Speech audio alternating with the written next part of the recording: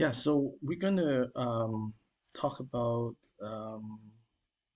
Mark Minervini's book for a second. Um, Hmm.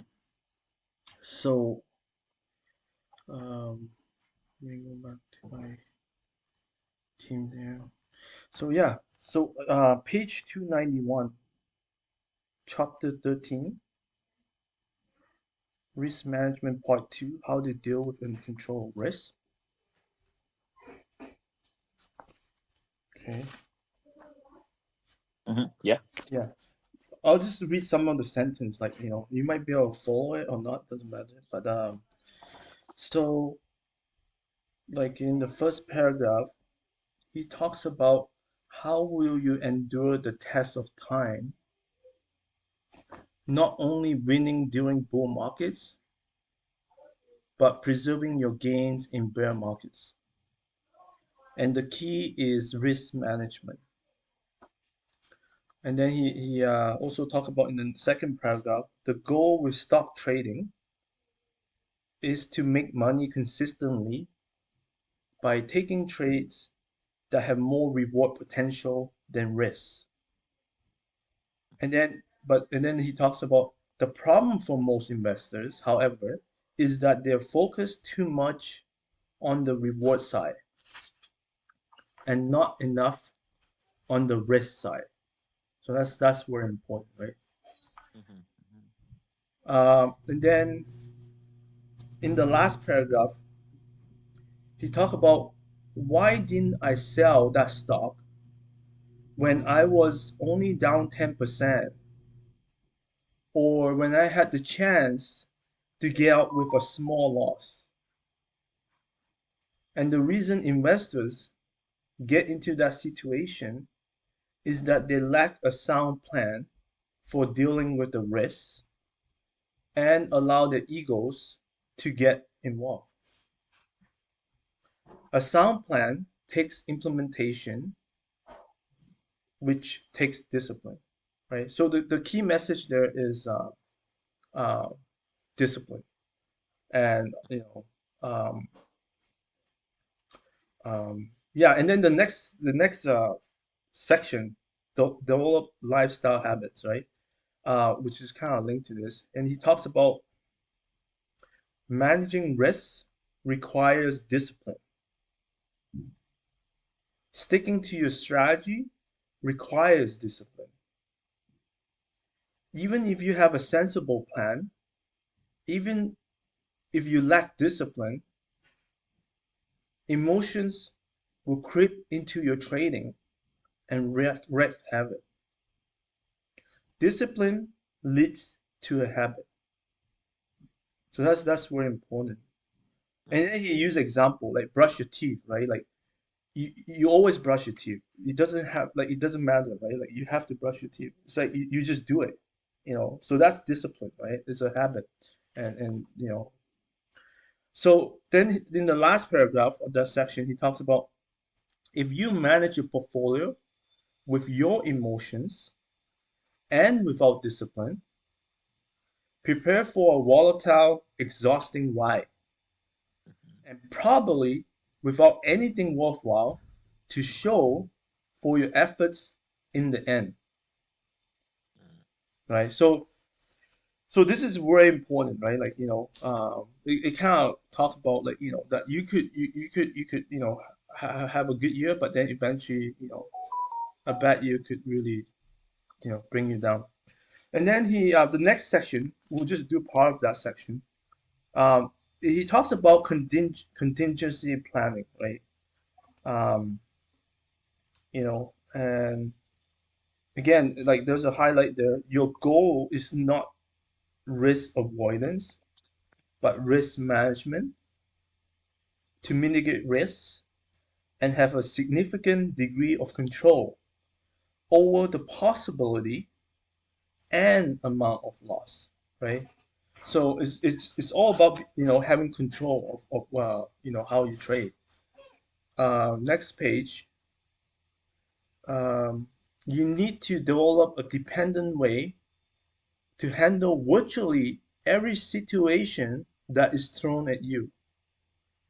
having things thought out in advance is paramount to managing risk effectively, right?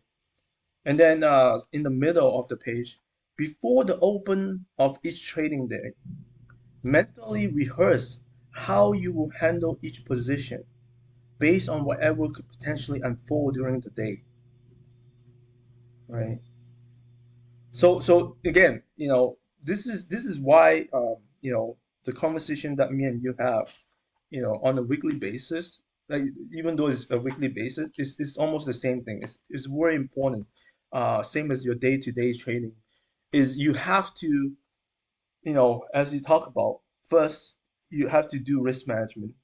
Then you have to build your own plan on how you manage risk, and you have the discipline to execute that plan. And you have to be prepared for every situation that happens, right? So and this is very crucial for risk management because most people don't do this, right? Um, Most people will just do whatever they like and on a day by day basis, and that's when emotions could carry you away because you might feel fear, you might feel greedy, you might have FOMO, um, and then you all of a sudden you don't you might not even follow your own strategy anymore. Even if you have a strategy, or you might not follow your risk management rules. So the line where you say, why did you not sell at 10% loss, and then you let it turn into a bigger loss. That's the main reason why that will happen, is because most people, no one wants to lose more than 10%, but it does happen, and then you have to ask yourself why. And so if without discipline, it will happen. And you know so when that happens, you kind of have to like deal with it. So to me, this is very important because it kind of resemble a little bit of what happened last week, because we're going into the week with a little bit of FOMO, right? It's like we had a strong Thursday and Friday, the week before, after the CPI report come out, right? And we'll look at the chart in a second, but basically what happened this week is most leading stocks pull back, right? And so if you didn't have in your plan, um, how to deal with that pullback, then you could, depends on which stocks too, right? Like you could have a bigger loss than you want to. You may not have managed any risks at all, right? And so why is this important? Well, 1 week of pullback, it hurts, but it doesn't hurt like that yet. But if next week it pulled back even more, now you're talking more dire situation. Like, oh wow, all of a sudden, I'm just throwing out a number. All of a sudden, I went from 5% loss now to 10% loss in 2 weeks. So it's very important to understand how to manage risk, right? Uh, and think about every situation that could happen. So it's you can't just say, oh yeah, no matter what you think the market will do, you could be wrong, and so you have to be prepared for those situations, and you just have to like take it one day by day. But before each day happens, you should know what is your risk management rule, and how you manage your portfolio, right? Don't let emotions take over, right? Because emotions will drive you crazy, because that's what happened. It'll go up and down, and when it goes up, you're like, oh, I want to buy, and when it goes down, you want to sell, and vice versa. So like you get chopped up. That's what they call death by 1,000 cuts. So you don't want to do that, right? So you need to manage, your risks properly. And some stocks, for example, we will see today, are holding a little bit stronger than others. And some stocks fell really hard, but then they also rebound this, on Thursday and Friday. So it really depends on how you want to manage your portfolio, right? And how you manage risk. Everyone's strategy is a little bit different. So, to each is his own. But at the end of the day, you need to deal with each situation, right? You need to have risk management rule. You can't just say, "Oh, we'll wait and see" kind of situation. That never works out well. Yeah. All right. Um, any other comment about that? No, actually, yeah, I 100% agree, and I'm feeling so good. And because you introduced me to the stop, like I knew the concept, but the thing is, I'm so lazy, or never thought about risk management when putting the trades, and now I have started putting, so I don't even have to worry about what it does. Like if it kicks me out, I'm out. That's fine. And then I'll think Mm. whether should I get it back in or it's good. Yeah, like and that's the thing. Like I'm going to come back to talking about reading a book or something, right? It doesn't matter what book you read. But at the end of the day, we need to stay grounded.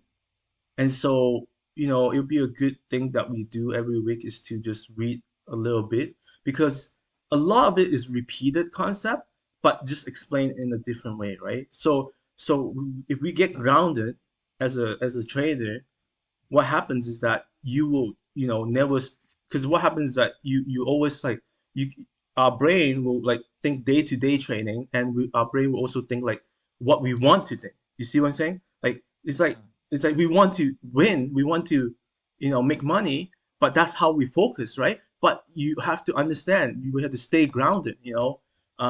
So you might be up 20-30% and all of a sudden you lose everything.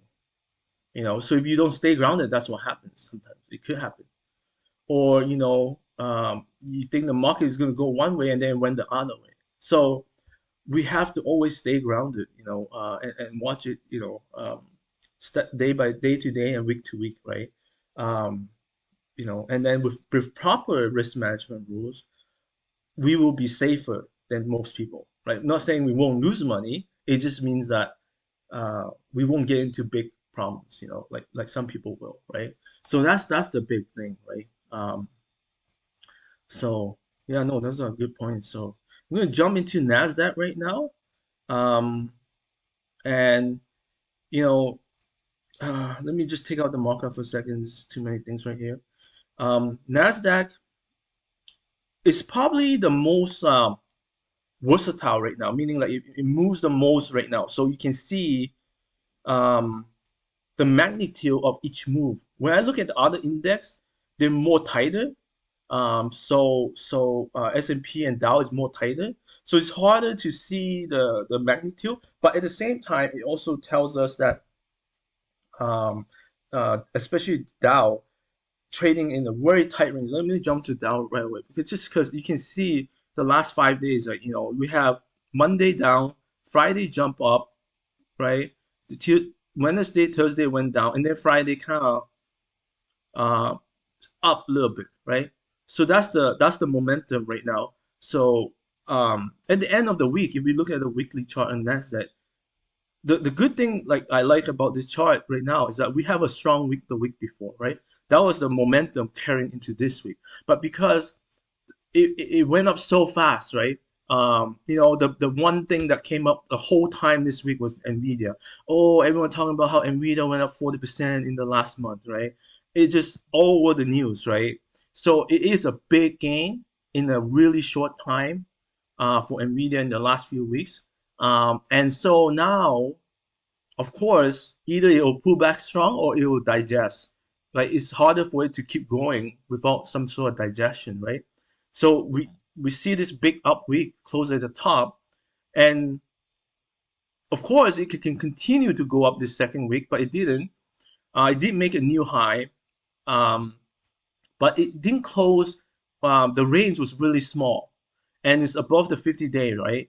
So it's a good sign. It didn't give up a lot of gain because the market could have given back like even more on the index, right? Now some stocks did get hit hard. So again, it depends on the stocks that you have. But on the index itself, it didn't even give back like one third of its gains. So that's a good sign, right? And most of important of all is it didn't even come back to the 50-day. It just still staying, kind of. You see, it never even come close to it, right? So it did on Thursday a little bit, but it never even touches it. So that's a good sign, right?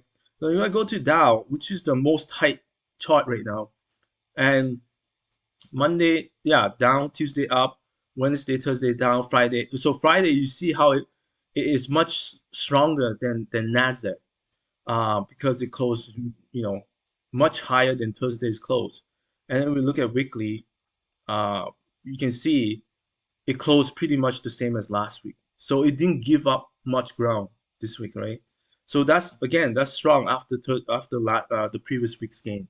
So this is a really strong sign right here, really strong.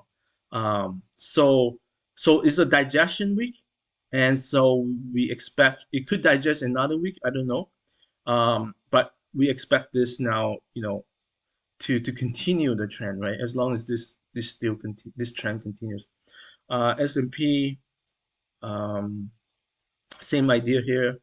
So it gave up very little, really short range. That's exactly what you want to see. Very tight. Again, same pattern. Monday down, Tuesday up, Wednesday, Thursday down, Friday come back up. So this number 4,000 is very big for S&P. You know, it really need to find some support at this level. And then after that is the 200-day here, right? So everyone's looking at the 200-day. That's the big one. Until it passes this 200-day, and then this upper channel trend line, like, which is I think roughly 41. Let me see. So the 200-day is about 40.70, and then this upper channel line is about 41. At this point, it's 41.33. So roughly there, slightly above 4,100. So that level is very critical, and I don't think it will pass it. Maybe it'll pass it because Dow Jones passed it. But for S&P, because it's a more significant index in terms of the overall market, it might have a harder time. So Dow, we saw this, right? That's why industrial stocks are probably the strongest, right? And industrial material stock has been the strongest in this uptrend so far. So, but that doesn't mean the other sectors can go as well. So if I just take a quick S&P here, and I'm going to add do a comparison chart on the list of like all the sectors. So if I just bring up the sectors here, and we'll bring this back to October 13 near the lows, just to see, like, it's been over a month now, this uptrend, and we can see which are leading, right? So XLI, XLB at the top. So XLI right here, 14%, industrial, select spider. Second place, 13% XLB, materials, right?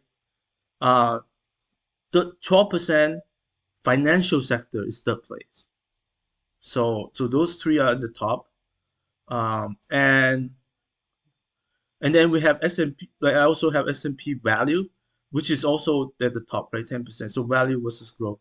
Where's growth here? I'm just trying to find right here. S&P 500 growth 5%. So 5% versus 10%. So it's almost half, right? So at least since the bottom of this uptrend, since the uptrend began, that's what's happened. If I take, so that's what's happened, and then you can see XLY discretionary is at the bottom, consumer discretionary, and XLC, which is commercial services. So yeah, I think is it commercial service? Yeah. So that one's at the bottom. But like if we look at, let's say, sorry, trying to figure out where that bottom is. This one right here. If we look from here, November 3rd, let's see if that changed, because this, I just want to see if in the last 2 weeks any momentum change. So if I go back here, so November 3, right?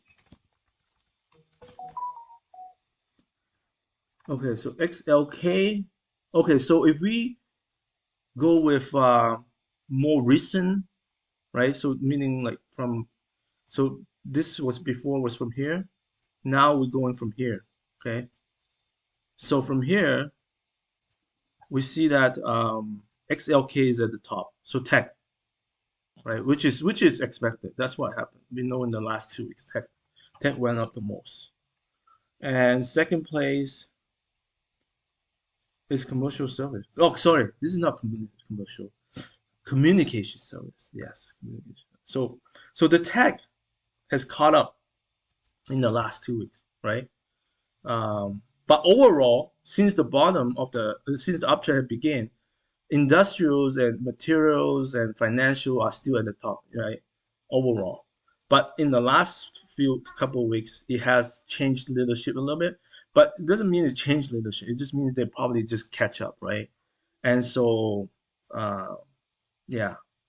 Now whether like for this if this is gonna become a uptrend that's strong, then all sectors should continue leading. They're gonna like go back and forth, right? Take leadership, continue, right?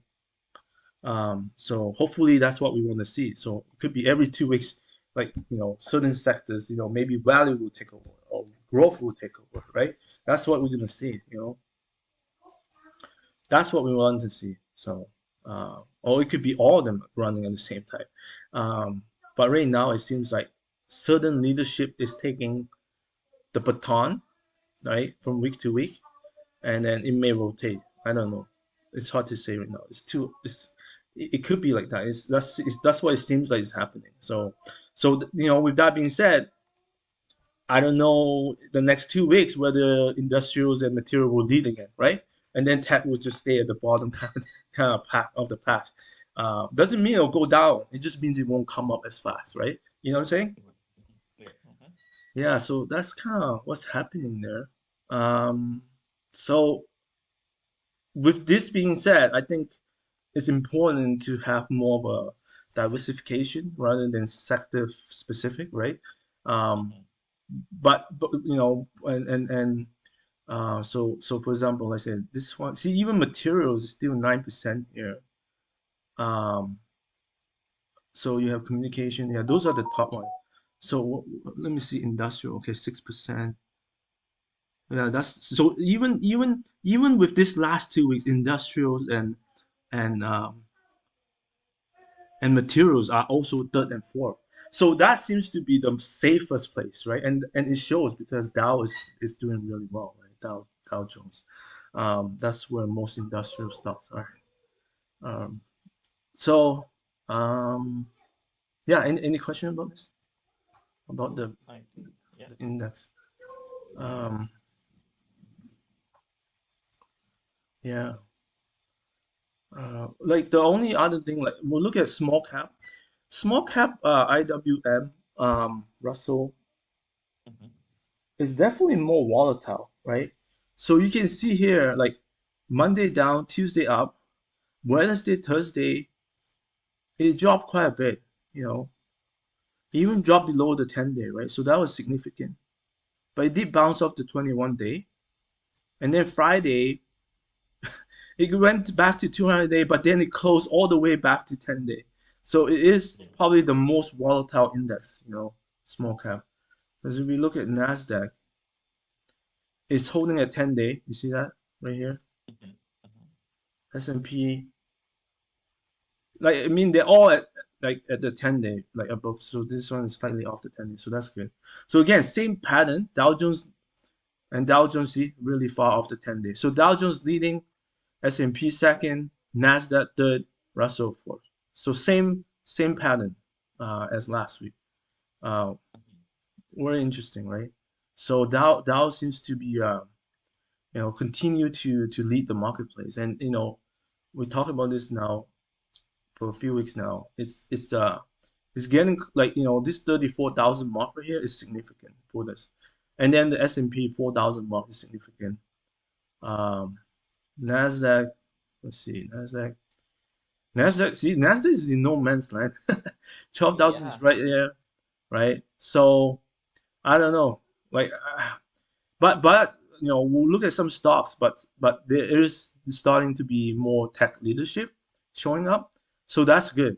That's good. And when I say leadership, I'm talking about like newer name stocks and stuff like that. So that's good sign. So um, because I felt like in order for this market to become a real bull market, we need to see leadership from every sector, and not just one or two stocks. We need to see like 10 or something like that, really good growth, strong stocks to lead the sector, right? And hopefully we'll see that, in the coming weeks. And so this, like, I don't know where this market can go, especially after the new year. We'll see. But right now, it looks like it's still on the same trend, which is going up.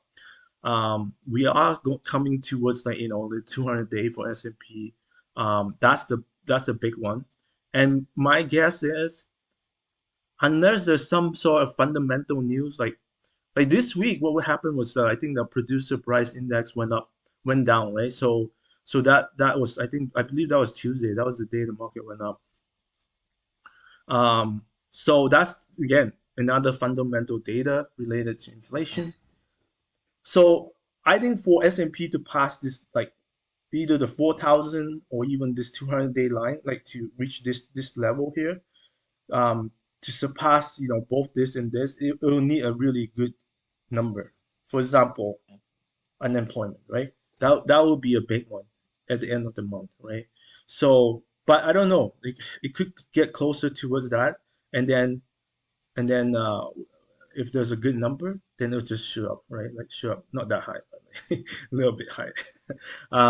So that's my hope, right? Because the more data support the Fed not having to raise rates aggressively, the better it is for the marketplace, right? For the stock market. So that's what I'm hoping for. But yeah. Any comments about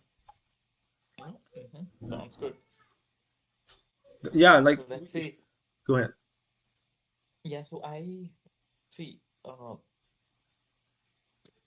So we don't try to predict too much because the 10-2 has inverted a long time ago, and it's the steepest inversion right now, right?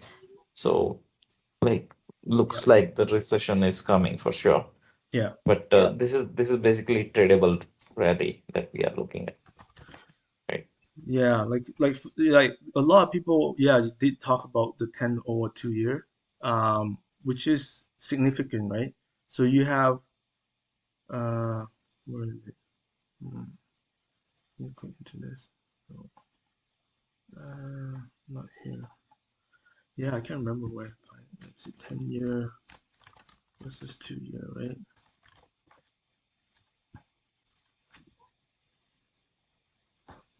So yeah, like it's quite significant now.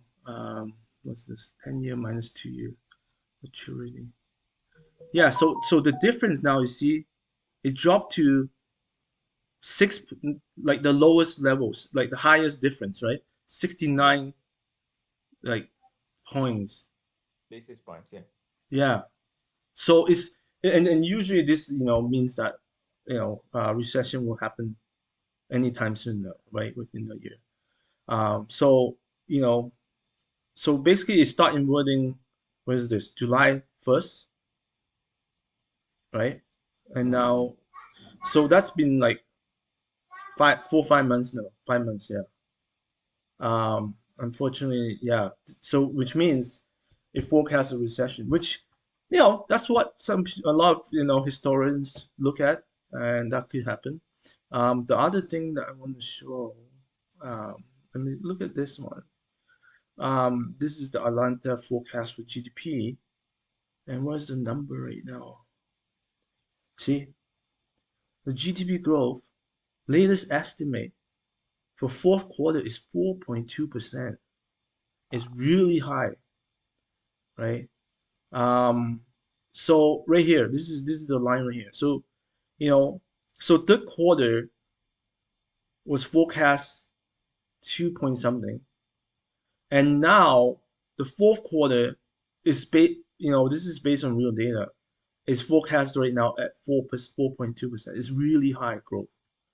So if we look at this, there's no recession, right? Yeah. So like next year, that's why next year, like it's all over the map right now. Like I don't even want to think about next year because every analyst is like on different spectrum, right? So I don't know. Like, there's lots of people saying next year at some point, by mid next year or whatever, third quarter, they will reduce interest rate, blah blah blah. And then there's people who say, oh no, they will stick at the 5% range for a long time. So everyone is different. Like it's too far to think right now. But right now, the growth indicator is strong. So I wouldn't worry about recession right now, right? It's not happening. It could happen next year, but right now, this is strong. So, right. Um, so that's all I have to say about that. And then what was the other thing on the show? Yeah, the interest rate. Um, so yeah, so the interest rate is forecast, right? Where are we today? What does it say? Current? Can't remember. I know. Okay, current is 375, right? So it's going to raise 50 points in December, 75%, very highly. And then February, it's going to raise. Okay, so February right now is market is pricing another 50. So for 425 to 475. So 50 and 50. And then right now this one's leading, so it stays in March.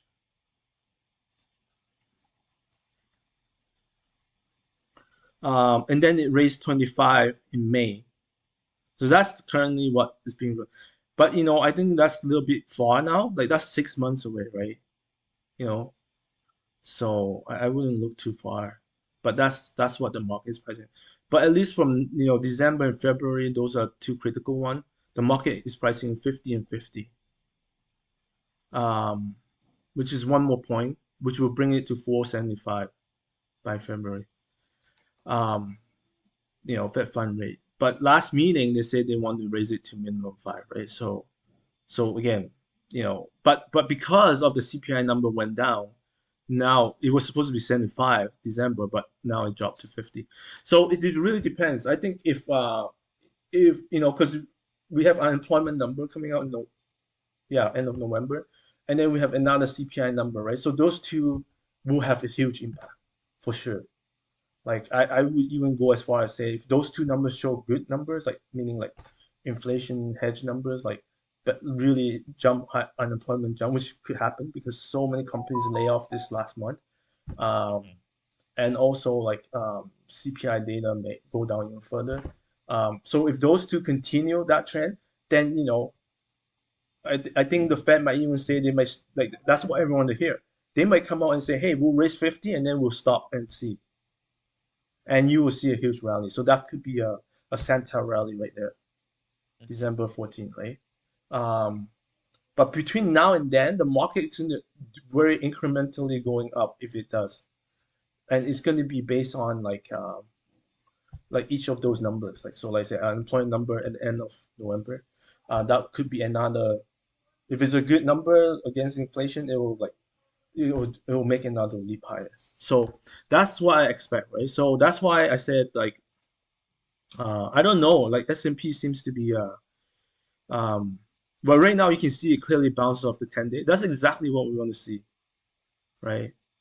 So we have this 4-day bounce right here, get close to 200-day, but then it start to fall back to 10-day, right? So now it's on the upward trajectory again, right? So it make a new higher high, right?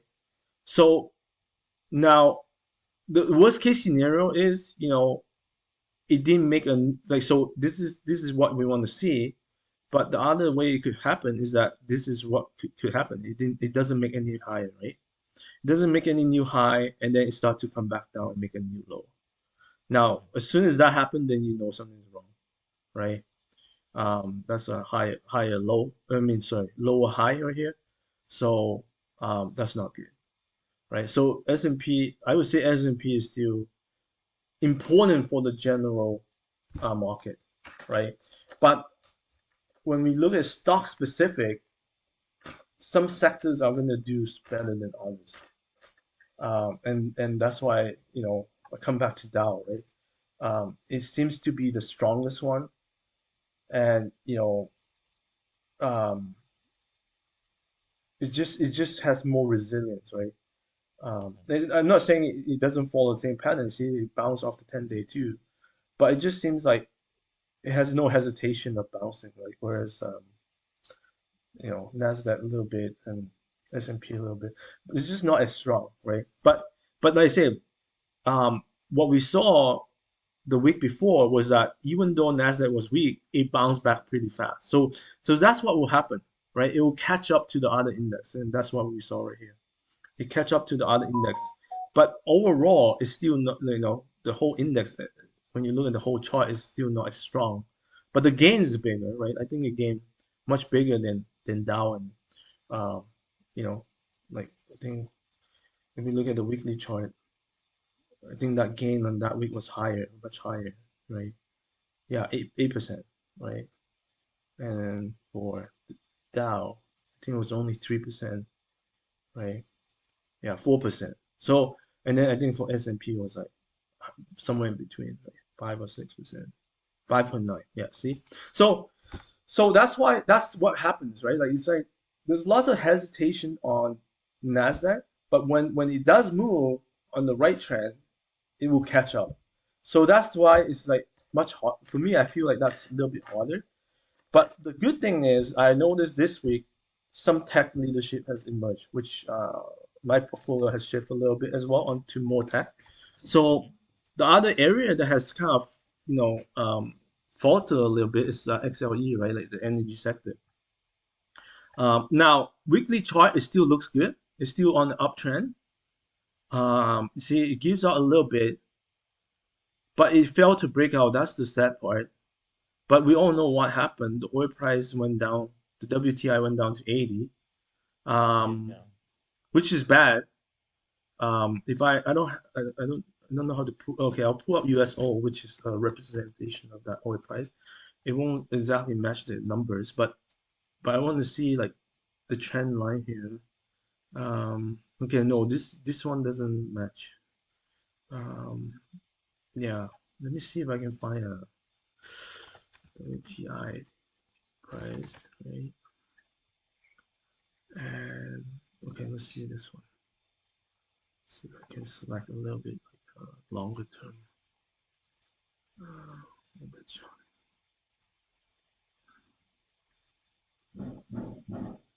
Oh man. Okay, let me see. Okay, so this is 880 right here. Okay, so September. Huh. Yeah, so September it also went below 80 at that time. Okay. So this 80 level seems to be very critical right now, right? If we can't hold this 80, it's gonna be bad. Yeah. So I'm not sure like what to make of it, but it is at the low of the range is what I'm trying to say. And you can see this one 75 is down here, which brings it back to like December 21. Yeah, this is like even before Ukraine war. So that's very interesting. Yeah. So like I would like, for me, a lot of my energy stocks got stopped out. So um, I still have some like but they could deteriorate fast is what I'm trying to say. If this trend continue, it could deteriorate really fast. So on Friday we saw a little rebound and like this is a gap down close at the top of the day, so I don't consider that a good sign still, right? Normally when it bounce back up, I don't mind that, but I like to see like so you can see this 10 days starting to trend down, right? It goes like this. So what I would like to see is I like to see that it can make a new high here and then eventually cross the 10-day again, right? That would be a good sign. But right now it's on the downtrend. Um, but this could happen.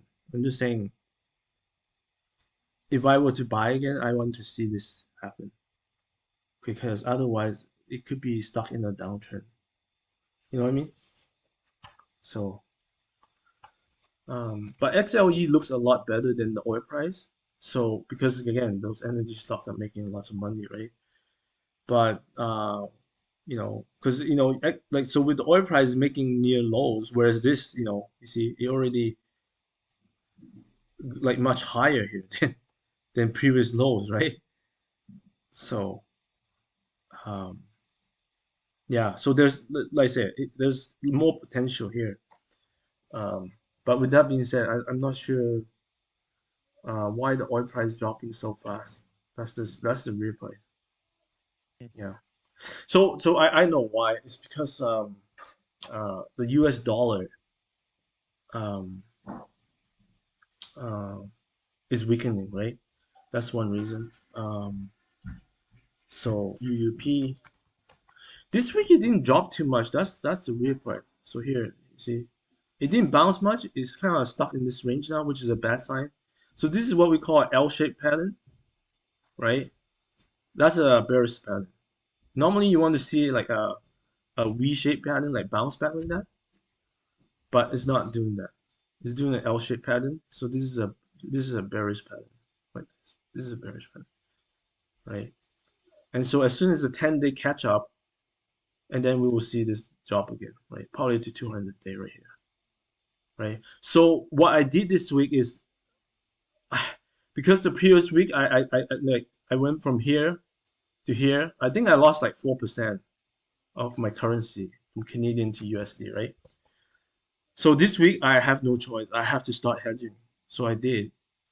And so if it does fall more, then at least I'm safe. If it stay at this level, I'm okay. Mhm. But if it bounce back, yeah, then it'll hurt my portfolio because I have it hedged.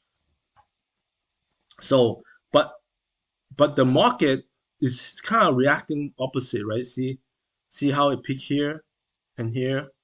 It's almost the same time when the market start to move up. So October 13th, see, perfect, exact same day as the bottom. So it's going on a downtrend since exactly the opposite. If I were to graph this against like Nasdaq or even Dow, you see, it kind of going. Let me do Dow. Uh, yeah, okay. Probably not as significant on the Dow. No, hold on. Yeah, see, this is going down, this is going up, right? This is going down, this is going up. See, it goes the opposite. You see that? So, um, oh, this is 20. Yeah, this is all the way back, but like looking at recent, 22 and 13. Yeah, so this is Dow Jones, Nasdaq, and then UUP. Yeah. So yeah, so yeah, if dollar continue to go down, um, and this is all because so this is the big shift that's happening. We're going from inflation worries to now potentially, and not many people talk about this yet because people are still talking about inflation. But Mhm. if the inflation numbers starting to come down, the next thing we worry now is recession. So now, 6 months from now, everyone will be talking about recession. And so now, if there's recession, then obviously that's going to hurt commodities, and oil is going to be a big one. And if oil goes down, US dollar will go down. Uh, yeah, so it's kind of all related in some ways. Um, I don't know how far this will go down. That's interesting. So this is the previous base right there. Could go that far as that, but I don't know. Um, but at least I think it'll go down to this 200 day. So that's where things at there at that level. Uh, yeah. Any questions about the macro in that sense? Mostly just the macro stuff here. Um, if we want to look at sectors, um, so I can show you the latest list we have here. Um, what should we do here? Okay. So if we look at let's say the top 10, right? Top 10 stocks here. So we have technology, SMCI, WNC, industrial, shows, energy, solar, commodities, CHS, X, oil, gas. So we have commodities still. We have PI and AEHR technology, and then we have the industrial TGLS and AAON, and then we have more technology here. This is financial. This is computer chip. Okay, so right here we can see there's like 5 technology, 3 industrial, 2 commodities, right?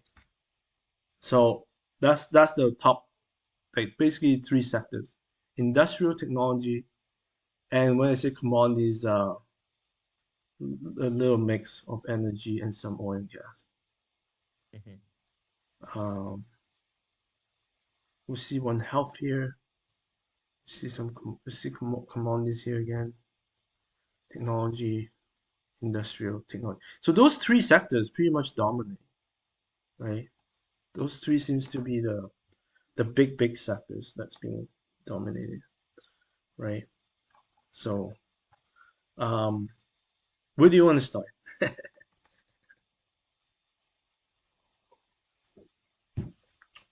Which sector you want to look at first?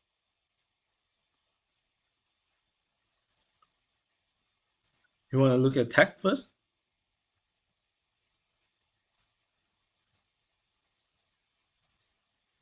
Can you hear me, Sunil?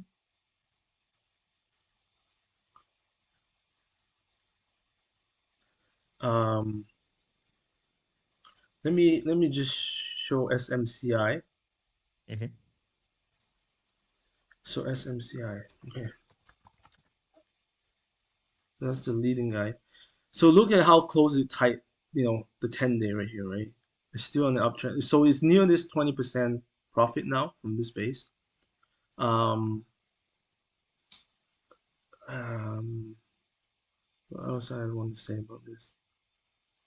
Um, so let me just bring up my markups here. So we have 2 support here. Well, one from this base, and then also near this same level is this support bounce here, and then another bounce right here.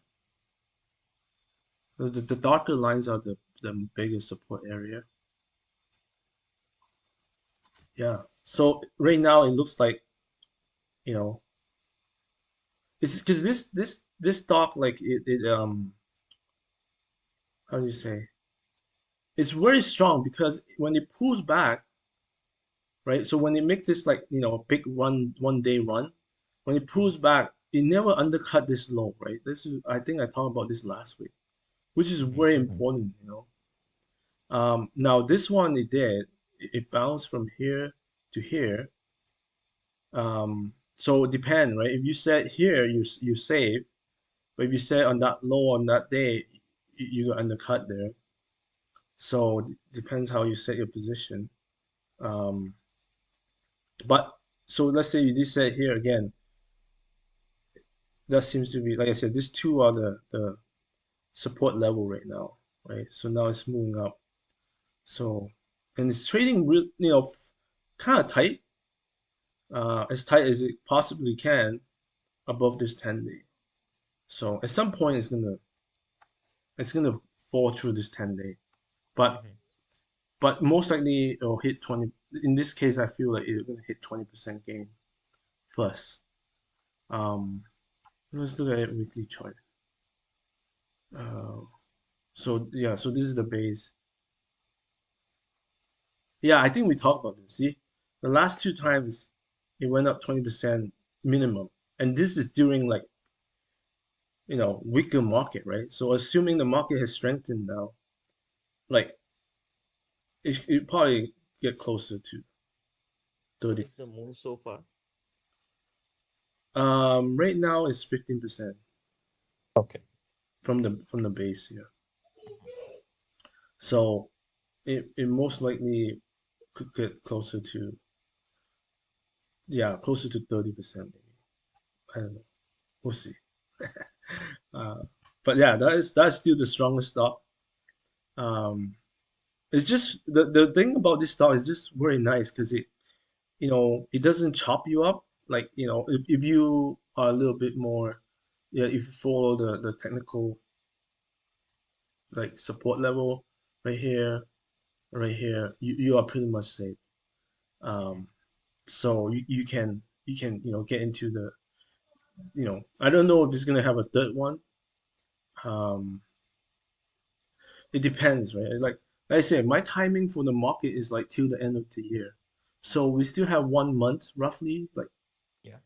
um yeah, so 1 month it could move a lot, right? So this is like from here, October 13, right? See, that's exact bottom as the market, same day, right here, right? Oops, this is the wrong one. I want to use delete. Oops, yeah, right here. So from here to here is roughly 1 month, over 1 month, right? So if you talk another month, it could go up a lot more, like this, right? So, but I think at some point it's gonna break this 10 day. So when that's why depending where you're at, you may want to take some gains too. And then when it break down, then because if it break down, it's probably gonna break to the 21 day right there. This is the 21 day, so it might undercut to the 21 and then bounce again. But right now I think it's gonna go up a little bit more first because we just came out from a pullback. So that's the thing we want to understand is that Wednesday, Thursday is like kind of like the pullback days, and then Friday, you know, most stocks bounce. So that's what we see, right? So when you look at you know this list here, and if I just select the ones that bounce in the up triangle, oops. Okay, there's not. I thought there was more. Hmm. Nope. That doesn't look right. Let me see what they do. Um. Oh, because we're only in technology. That's right. Okay, that's right. But I just want to show you, like, there should be a lot more bounce. A lot of stock bounce on Friday. So that's the good side. See, lots of triangles. Yeah. Yeah, see, humongous this actually. And this is, like, so this is, I just want to show you the number 167 out of like 285, right? That's like 60% of the stocks listed here are bouncing on Friday, which is a good sign because this signal comes after the 3 day pullback.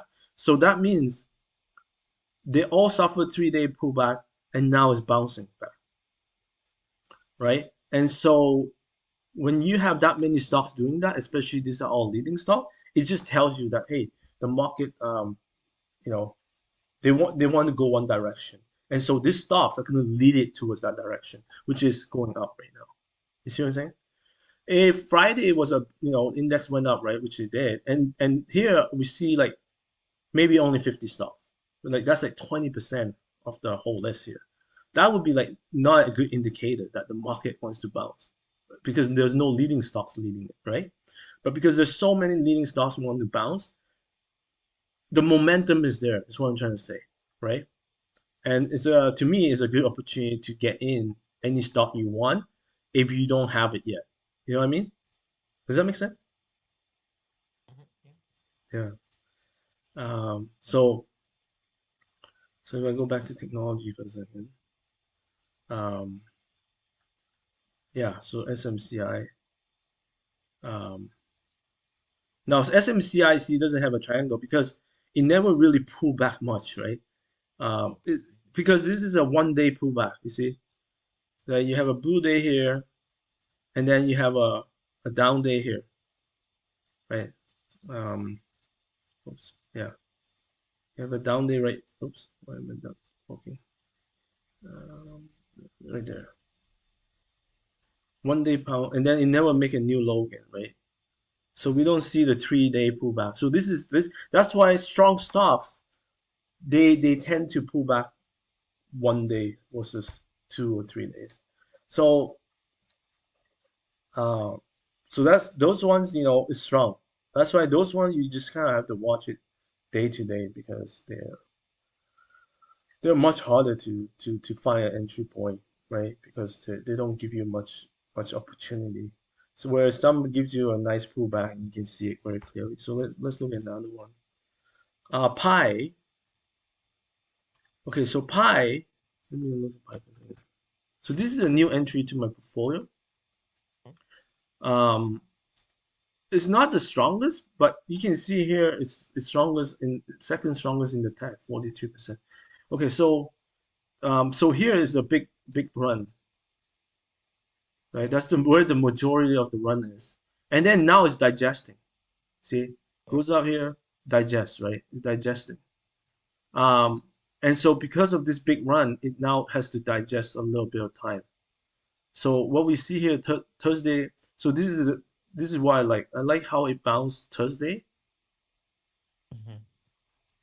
like really strong. You see that? Remember, Yeah. Wednesday, Thursday are down days, right, for the index.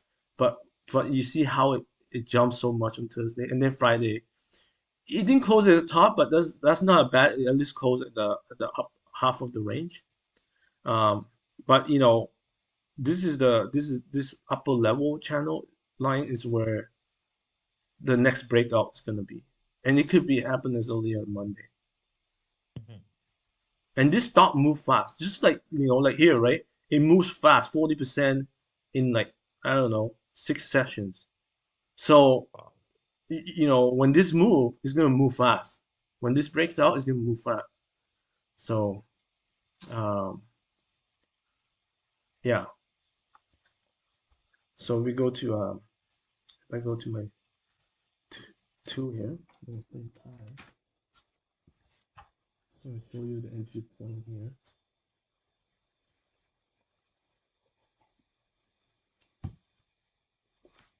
So like I say, I'm seeing this, especially chip sector are leading. The leading stocks are starting to show their momentum now. So here's on Thursday it bounced.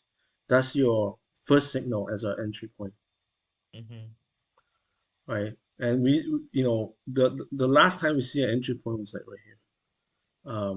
And even here, it didn't really close strong. That's why it didn't show any entry point. This is the first time it closed strong. So it may be ready to move now. I don't know. We'll see. Um, AEH, we talk about that. But FICO is a new stock in this list. I got stop out. I added, but I got stop out. And but it's a very strong stock too. So this is in the financial software area. So here, see, this is my line right here. I got Yeah. stop out right there Thursday. Now, right now it looks like it wants to pull back. I don't know how far it will pull back. But this is also one of those stocks that just move really fast, right? So from here to here, 4 sessions, it went up a lot. So we'll just have to wait for a proper entry again. Rambus still there. This one is really strong. It's still, yeah, I see. It's still doing this really nice tight. So this is the first time it hit the 10-day right here. Yeah.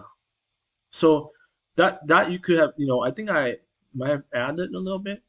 So there should be a entry point there. It's probably a white triangle, which means because it didn't um, close blue or green, I mean, on for the day, close up for the day. So then the next day, you make a newer high. So that's when the solid triangle show up. So that would be, you could buy it during that day. Um, so this is the first pullback. That's more than 3 days, and it hit the 10-day. And whether this will continue to bounce from here, we'll see. Let's look at the weekly chart. So this is where we're at. Mm-hmm. So one thing I like to look at the weekly chart is how far is from the base. So IBD rule generally is that once a stock breaks out, they don't usually sell until it hit 20-25% profit. That's like usually the general rule of thumb. Um, right? So they risk 7% as a stop loss rule but they want to gain roughly 3 times, which is roughly 21% of 7%, right? So roughly between 20 and 25% profit area. So what I'm trying to say is like this stock will most likely continue. And like again, Wednesday, Thursday, again, always look relative to the index, right? Wednesday, Thursday was both down days. Look at what happened Thursday, right? It jumped and closed all the way to the top, bounce off 10-day. Like this is perfect ideal technical strength. Right. Yeah. And then Friday make a new high. That's exactly what you want to see, right? So as soon as the market roar again, which I don't know when, if it does roar again, this thing will make new high like in no time. We'll just go move like up like that. You see what I'm saying? Right. So and then it'll continue its trend again. But right now it's moving very subtle. So you see the up arrow here. LGM is a new name on this stock list. I also added this one into my portfolio. So this one, you see this uptrend really, really strong. This is again same thing. First time, well actually that's not true. There's one right here, right there. It hit bounce out 10-day, so that would be a like I don't have the stock before, so I missed that one. So now we have the second one right here, bounce off 10-day, and this is my stop loss level, and now it's moving near the top again. See, so it's like this. So yeah, so this one is a smaller cap stock, but it's pretty strong. And then we have LSCC, ACLS, GFS. These are all pretty good stocks here. ANET. So a lot of semiconductors look from the Yeah, beginning. they're leading right now. So yeah, semiconductors. So IBD has a list here. Let me just jump to it, see where it ranked. Hold on. Industry group. Then we go to this list here. What was it called? Yeah, ELGC semiconductor. So here you go. Semiconductor fab list, rank 34. No, that's not the ranking. Okay, still pretty big, like 147, 123. Huh. This is weird. Yeah, I don't know. I don't know why it's still pretty high. It should be like, so rank 1 is the top, right? So if I go rank 1,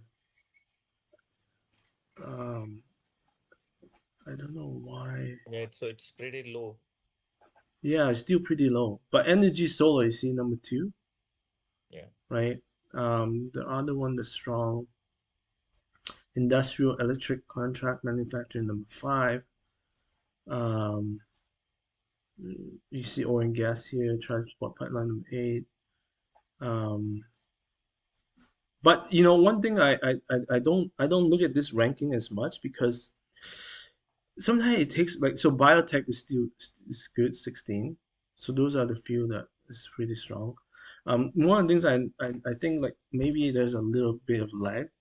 I don't know, might be sometimes. It depends on how because I think the algo might have used like like for example 3 month uh technicals, right? But because most of the technical, like as we saw, most of the text didn't go out until like 2 weeks ago. So Right. if they incorporate like 3 months, 6 months, and a year time frame, then the recent 2 weeks will be very lowly, like very weighted, very low. So it wouldn't change the group as much, right? So it might take a month or so to before it even start to move up. So that's the problem with that, I think. But we know it's like you said, it's getting strong. Like because I'm pretty sure last week we don't have as many. Yeah, like GFS. I'll look at GFS and BDC because this two stands out to me. So Yeah, I find GFS, those. yeah, you like this too? Yeah. So this one moves up. You see, very strong. Um, it finds 10-day as a support line, and this one is even like went down a little bit below. And now you can see it trying to break out now. So that's good sign, right? It's again, so in the previous time it has broken out and it fell. You see that? So this one, we'll see if it works. If it works, it's probably gonna go to 80 again, 20-25% profit. Um, but we'll see. It's hard to say. It really depends on, um, I think, more of the market trend too. So that's GFS. BDC, I think, is a lot stronger in terms of the chart. Um, but GFS, when it moves, right? So same, so that's why that one is good too. But this one you see is very similar to one of the chart we saw earlier. Oh, SMCI, yeah. It hugged the 10-day. You see that? Hurt the 10-day, right? So right here was another entry point, right? It bounced. So we go to here, see it clearly. Yeah, so right here, see it bounce. So, oh no, sorry, that's SMCI.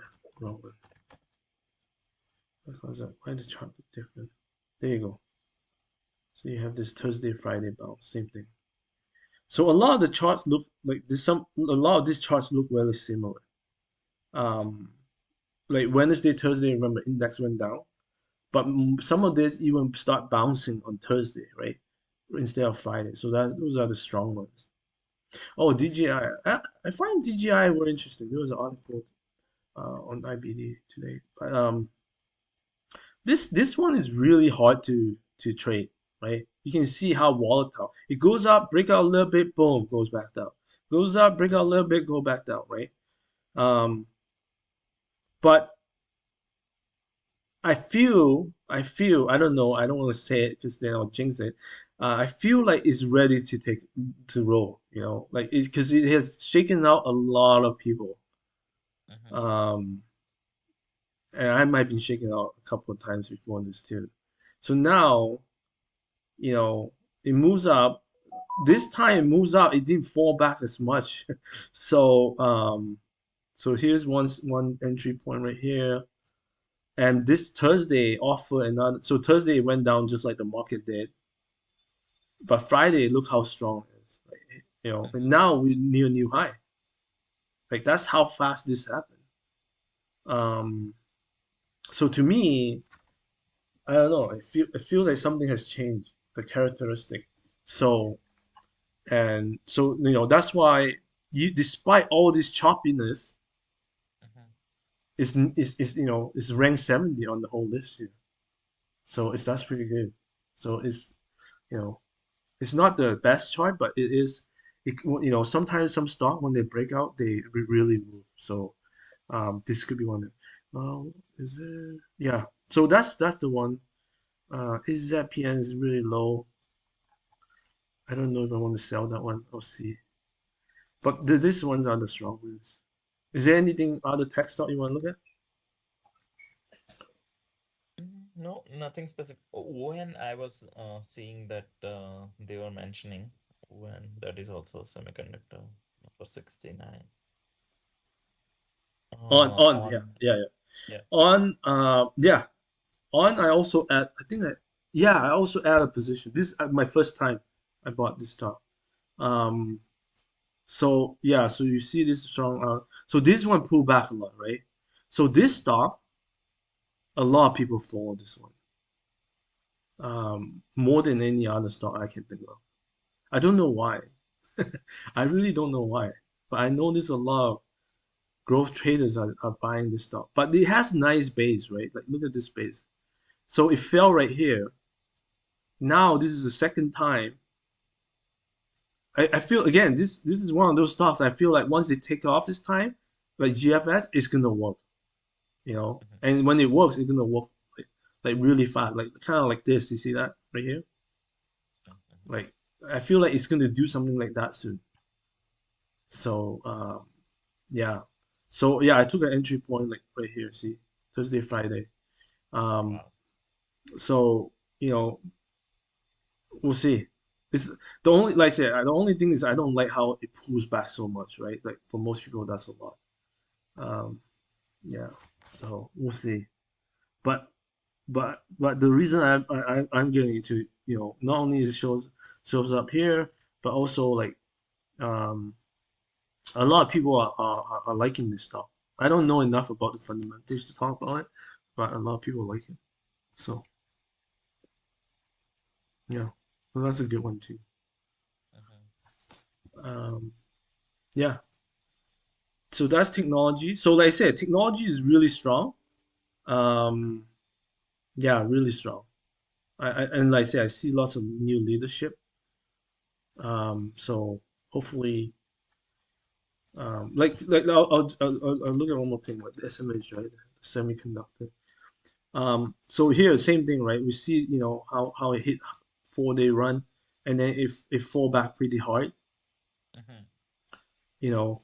Um, not quite half, probably like 35% of the gain or 40% of the gain from here gave back, which is quite significant, right?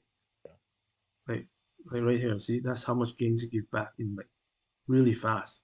So um yeah, so and then Friday you see it close almost the same as Thursday. If we look at weekly chart, again, this is not a bad looking, like, again, you see this one strong week right here, and then it closed near the previous week. So that to me, it didn't give up much gains as much, of course, if you bought at the top here, and then depending what stock you hold, you could have give back, you have lost a lot of money. um but that's the nature of this, right? It moves really fast. Um so yeah, I don't know, but I like how it didn't give back much, right? That's what I like about it, overall, on the index. And so, yeah, yeah. Like at least this one they didn't give back much. I don't know. Maybe some of the ones, other ones might have give back more. So I don't know. Yeah. Mhm. Um. Yeah. We'll see. Um. So And what yeah. Go ahead. and yeah, any the long-term favorites or new leaders like Enphase or Celsius or what are other stocks you're tracking? Um. Okay. So end phase. So this week, I think overall, like I would say, it's a good week for solar stocks. Whereas the previous week wasn't so good, right? I think last time we said how Friday end phase closed down, whereas the market was up. But Mhm. this week, um, again, it comes back up. Now it's near the top again, right? Near this Mm. breakout point. Um, again, it's going to try again to see if this will break out. And I do, you know, believe it will break out. That's just my own take. Um, right here. If it does break out, I feel like it could take off, just like right here. Mhm. It'll be one of those very quick. End phase, that's how it. Like this is probably like more what most people want to see, but this is most likely what will happen. Um, just because too many people follow this. The one thing I like about the recent actions is that um, so here's a cup. This is where a lot of people were shaken out right here, right? This whole area right here. This area got shaken out, including me. And so now it's going back up. And when it goes back up, look at how tight it is trading. And also, like even this day right here, it went below 10-day. Guess what? It closed at above 10-day. So there's not one day in the last six sessions it closed below 10-day, right? Mhm. So this is really, really tight action, right? So this is like like how do you say, almost like a spring being coiled right now. Mhm. That hey, it's getting ready, it's getting ready. And then Friday, you see what happened, right? It break out from this little. I don't like for me. I wouldn't even think of breakout at that level because it's so close. I would just say, hey, let's see if we break above 325. That's and it's getting close. So again, this is not a bad day. Just because it closed red doesn't mean it's bad because at the end of the day, the week is still closing near the top, right? Like within a few Right. dollars. Yeah. So, and like I told you, this is a much tighter base than any other base previously. So this is like a perfect cup, with handle base. Like you even draw it here. Like, see, cup with handle base. This is a perfect cup with handle. This is as perfect as you want to see. So I added more position. So I'm on my third position now. I feel like this will take off. That's just my own thing. And if I go here, it's right here, right? So even performance-wise, it's in like the all the energy commodity stocks. It's performing pretty good overall. It's in the almost the top 10. Um, yeah. So shows is number one. This one, I believe this is the first time I bought a position in it, and it broke out right here. Mhm. And look at second day, inside day, like that's really strong. Like I love breaking out and then have an inside day because that tells me that like normally if it's bad, it would want to hit going lower, right? But it didn't. And inside day is like saying, hey, people who want to sell, like it didn't make a new low, right? So there's not many people who want to sell. That's why it formed an inside day. And then and also people didn't want to buy at the top because they're worried that it'll come down.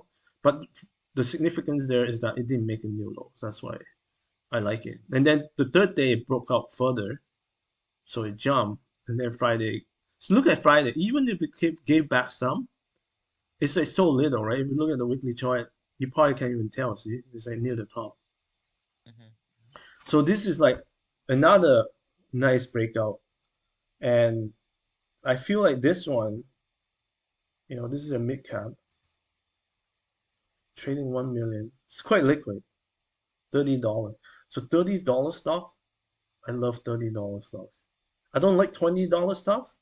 I love Mhm. $30. $30 is like the minimum amount for institution to buy in. That's it's more liquid, right? Um, Whereas $20 stocks, they can move 10% very easily, not as liquid, right? So big institutions don't like $20 stocks. They like Mhm. $30 or more. So this if institution come in, we could see it move in the next few weeks. That's why.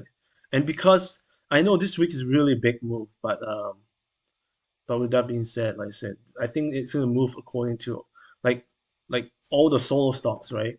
Are gonna move together. So if I filter out all the solo stocks right here. Mhm. So even run, look at run, 33%. Sun power. So even these guys are outperforming ENPH, right? Um, Array. So I also own Array. Um, I think Array. Let me see. They give back. Yeah. So same things here. Wednesday, Thursday, pullback, Friday. So this Friday I didn't like the action as much.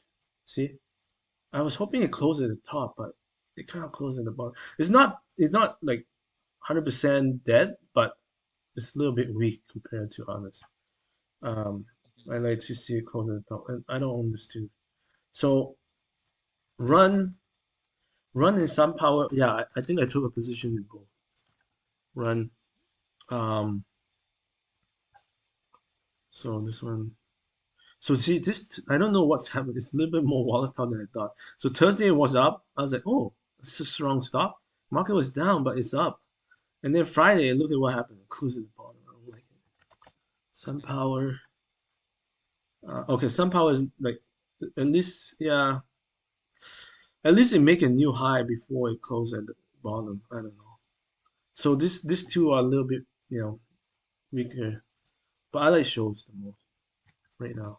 And ENPH, I like those two. Chart wise, I think they look pretty stable and ready to rock. Yeah. So see so this is the difference. Even though it closed at the bottom, it's like still compared to previous day, it's still way at the top, right? So that's why ENPH yeah, let's see. I'm excited for this. Um like so if we look at 10, the ETF.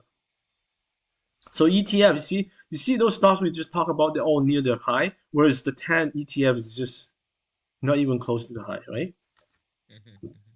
So I mean, if you don't, if you don't want to invest in stocks, then or you don't want to diversify, you just want to buy the ETF. It's less risk, right?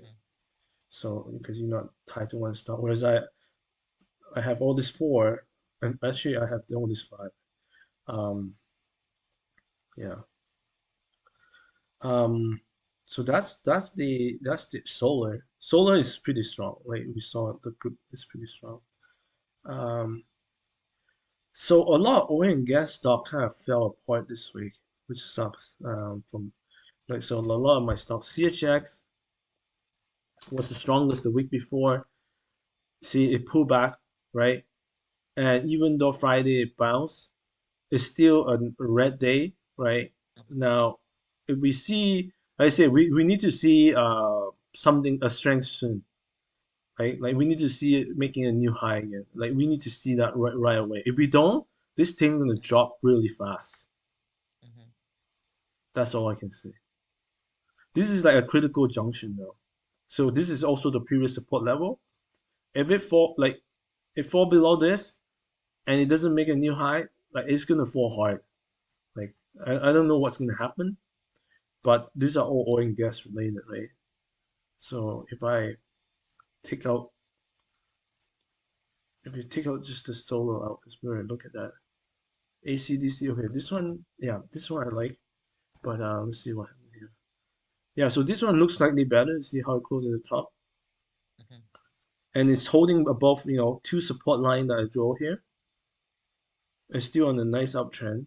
So it bounced off the 10-day right here. Very strong, right? See? So this is still looking okay. We'll see. Like it all depends on what oil gonna do this week, I think. But a lot of people say because it bounced to the bottom range of 80, it should bounce soon. That's what people say. It should bounce soon. If it doesn't, it's gonna go to 75. And 75, as we saw earlier, is kind of like much further back, which is why interesting. I don't, yeah. So, which again, if that's happening, then people are seeing recession coming, and so if that's true, recession is coming, and people are going to consume less oil for whatever reason, then XLE might fail to break out this time. And if it fail, it's going to come back to 200-day, which is this line right here. So I don't know. That's why like this is bad, right? Like first time fell, second time fell. This is 2 times now. Usually, like by the second time, most traders won't try again. So they're gonna take a wait and see approach, right? Because first time you fail, you buy on this bounce. Second time you fail, this is the second time you could buy on this bounce again. And then if it failed the third time, meaning like let's say it start going down, no one's gonna buy the stock, buy the energy, right? So then it'll go down really fast. So that's what's gonna happen most likely. Like I'm not saying it'll go down, but if it does, it's gonna go down really fast because people are gonna give up on it. So yeah, like TDW, I got shaken now. This was one of the top ones. TDW, tight water. So you see, so I go try again. So this is like when you look at the X again, look relative to the index of like, in this case, the energy index. It it didn't make a new high, right? It make a lower high. So that was a big sign that it most likely won't recover. And so now you can see. And so this is this is one of the things that I kind of talked to you a long time ago about how leading stocks can foresee what's going to happen. And so because this is breaking down, it kind of tells me that energy will break down because this is a leading stock, you know. So like sometimes you don't just look at one, you look at a few, and that's what's happening, right? Like so that's one of them. Let me look at this guy. So SLB and HAL, those are two that I own, and they're both broken down, I think. Yeah, so well, okay, so this one's bounce back. So a lot of people saying maybe it'll bounce back. So this is interesting. So I got shaken out. I didn't buy back in yet. I don't know if I will. So HAL is not as strong, you see? But they both have the same chart, right? You see? Same chart. It's just, I don't know why Schlumberger is a little bit stronger. But still, I'm looking at not just one stock, right? I want to look at a few. And, this is oil and gas fit service. And then I look at ACDC, which is also field service. And so this one, I think this is the leader out of all three, all in the same group. And if this fall, then yeah, then everything will fall. But like I said, I already got kicked out of the other two, so it's only this guy left. But I have a very tight stop, so whatever. Does that make sense? Yeah. Yeah, I don't know why. Like I was hoping it will break out, but it doesn't look like it wants to. So like I say, it's kind of shift to tech right now. But we'll see what's gonna happen this week. It'll be interesting to see if energy can come back.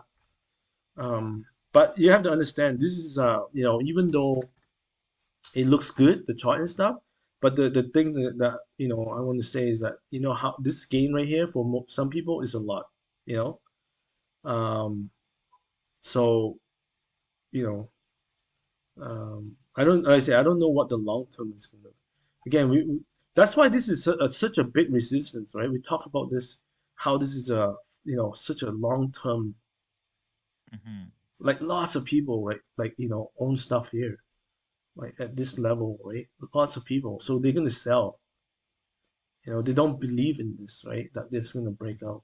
So to me, it almost feels like if technical. So that's the thing. You kind of have to balance out. If technical is not working, you need to look for fundamentals. So you have to like ask yourself, why do you think oil will break out? What is the fundamental reason?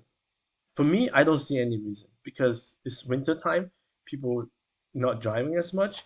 Not like the summertime, right? So the seasonality is not good for oil, right?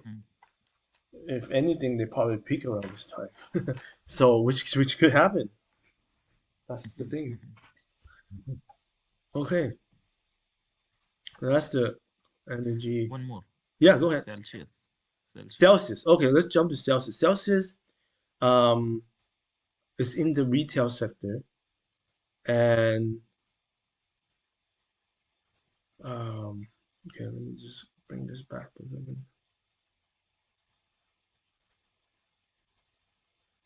I don't have much retail. Oh, Wing is one of them. Let me go to CELH here. Why doesn't it show up? Oh, okay. So I know what happened. So I'm going to show you CELH here. Okay, so so this is we talk about this. This base is huge. It's huge. It's starting to come back on the right side. It's holding the 10-day. Really good sign. Okay. So we have this big up. So we have this big run here. So we want to see this, right? So it could happen, technically.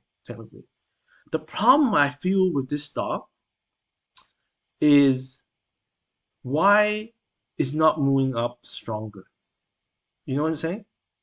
The market has been moving up for a month now, over a month. But this stock hasn't moved much. Yeah, it's holding support, right? Like I said, the 10-day.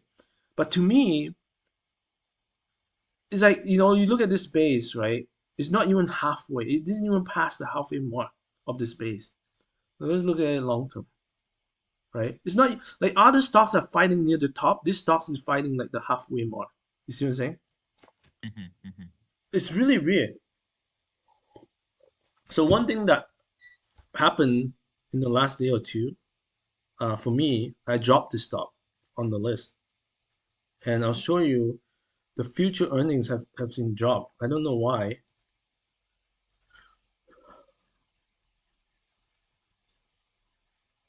Sorry, let me see if I can find this stock. This thing is around down here.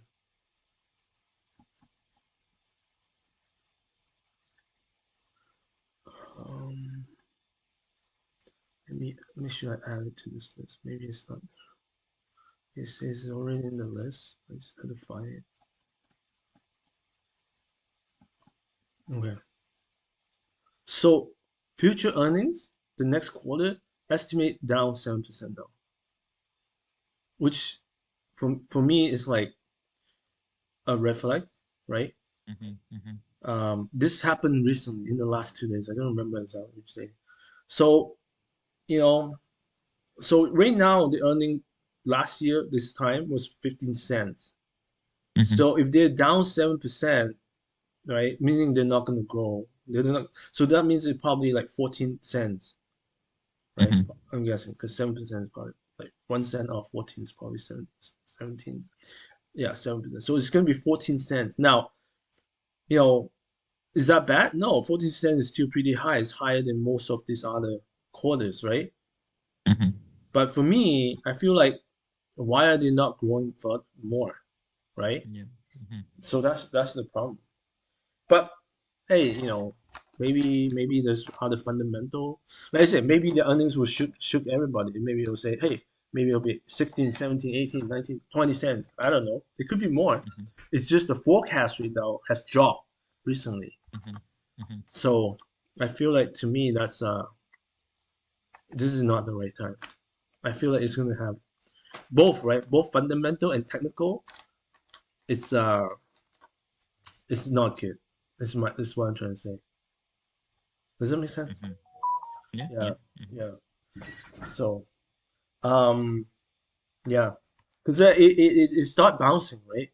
So that's the good thing. But I don't know. I feel like if I own this, I would have sold it right now. It's just not working for me. Like this is like let's say halfway mark, 80 to 120. It's just having a hard time even at 100.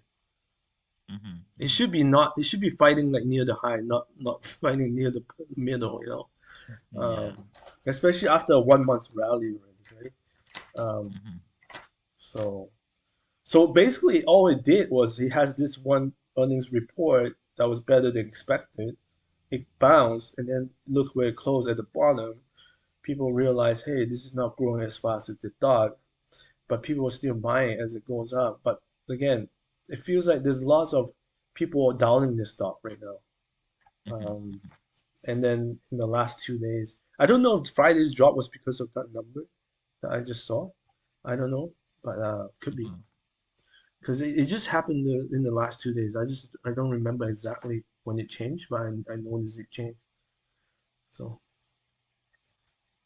yeah, the retail area is okay. It's not super strong. Like Wing is the only one that I really feel like is a potential. Everything else, I'm not so sure. Like they're okay. Like I'm not saying they're not like so Wing, like see this pullback is nice bounce, making it high. Now it's pulling back, right? Thursday, Friday, like this again. Friday is a weak close. Um, I don't know. I expect more of a stronger bounce. So I just want to say this. Friday, I felt like the market could have done better, but for some reason it didn't. So that worries me, and that comes back to like risk management, right? If next week, like for me, I feel like this is like either it's gonna keep bouncing, and it's okay if it bounce slow. It just have to keep bouncing. If the moment I see any negative day, I feel like this rally will be over. Like I don't know why I sense it. It's just I feel like maybe I don't know. Maybe it's just gonna fool everybody. I don't know. But normally, like I like to see, but so what this is like, for some stocks this will be Friday will be first day or second day bounce. So by the third day bounce, usually it starts to be more obvious to most people. So that's why as soon as we see a third day bounce, we should see it bounce stronger. If it Mm-hmm. doesn't, that means people are not willing to put their money on this bounce, right? So Mm-hmm. that's retail, um, industrial. So WNC continues to show strength week after week. I'm really impressed with this stock. Look at this. It's like, it found this again. This is a 1 day pullback. Most people wouldn't have caught this Mm-hmm. entry point. And then this is another small pullback, and then it bounced. And then, the thing about the bounce, this is exactly what I'm talking about. When you see this bounce, it should be no hesitation. It should Mm-hmm. bounce first day, and then second day, boom, take off. And that's Mm-hmm. exactly, like sometimes second day bounce doesn't make new high, but this one did. And so that's really strong. I don't even know the fundamental. Like I don't even see IBD talk about this stock at all. Like, I don't even think they ever talk about it once. Um, but this stock is just rocket, man. Mm-hmm. Yeah, Wow. and again, this is equipment related to industrial stuff, trucks, tanks, transportation equipment. That's why industrial. I feel like industrial right now is the safest place to battle, right? Just because, like, so here's yeah, so this is the bounce here. So you can add to, um, you know, Mm-hmm. and then say your stop. Now, of course, this is like, a very big number here, 38% from the buy point here. It has moved a lot. So again, this is a $20 something stock. Anything 20 in the 20s, they go both way really fast. You know what I'm saying? That's Mm-hmm. why those ones you have to really manage your risk very well, because once it fall, it's gonna fall hard, right? So like, I always talk about this stock because everyone talks about it, so I use it as an example. So the same thing, right? This one goes really hard each lit. Um, once it fall, this was even low. Like what? Yeah, this is even lower price. This is in the teens. Same thing, right? So anything in the Mm-hmm. teens, even worse. Once it fall, it falls out. Look at this 1 day fall, like crazy, right? Um, but that was because of earnings. So I was, if, I think I sold a few days before the earnings, but I would have sold even if I did hold it till the day of the earnings. I would have sold it anyway. Like I wouldn't hold this to earnings for sure. Like, that's the thing you want to do when you have own like lower liquid stock. Like same thing, right? Anything $20, when they fall, they're gonna fall hard. But right now it's on the run, so you want to hold as long as you can. Um, Look at this 200. They haven't even moved yet. 50 day. Okay, 50 days is starting to move, so that's good. Mm-hmm. But we'll see. I don't like say I don't know. That these are industrial stock, right? So look, TGL is another. This is a new name for me. It broke out. Look at what happened once it broke out, right? So this is the breakout point. Look at 3 strong days. This is how fast it moved. So this is again 20 something dollar stock. Like these guys, they move fast, right? So now it's almost like I think it get close to 20%, not quite, on less than 3 days. So um, yeah, so this type of stock you have to manage your risk well because it go either way fast. So Mm-hmm. Mm-hmm. um, Aeon, I love Aeon.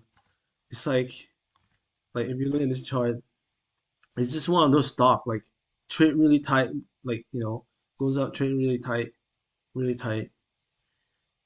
Friday it goes at the bottom, so that's not a good thing. But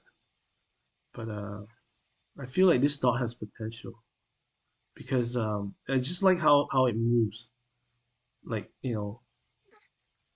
how it like so for example right Mm-hmm. here,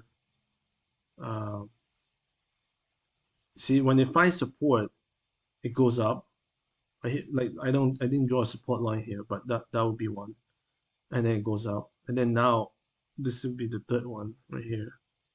We'll see, yeah, but it seems like the support line are well supported every time it finds one, so it's a good stop. But this thing, holy, this thing has come up far. I don't know what happened when it comes up to the buy point here. It might start to fall apart. I don't know. See here, it fell apart after. So I don't know. We'll see. Um, okay, TRMD. TRMD. This stock is very interesting. I find it's just look at this trend. Look at this is probably one of the strongest stock this year. It's in the pipeline, right? Oil and gas. Oh, I don't know why it show up here. Oh, they changed it. It used to be transportation ship. Okay, I have to update that. But anyhow, oil and gas transport pipeline. So this is see this is the probably one of the few stocks that are still trending this strong. Look at Thursday, Friday.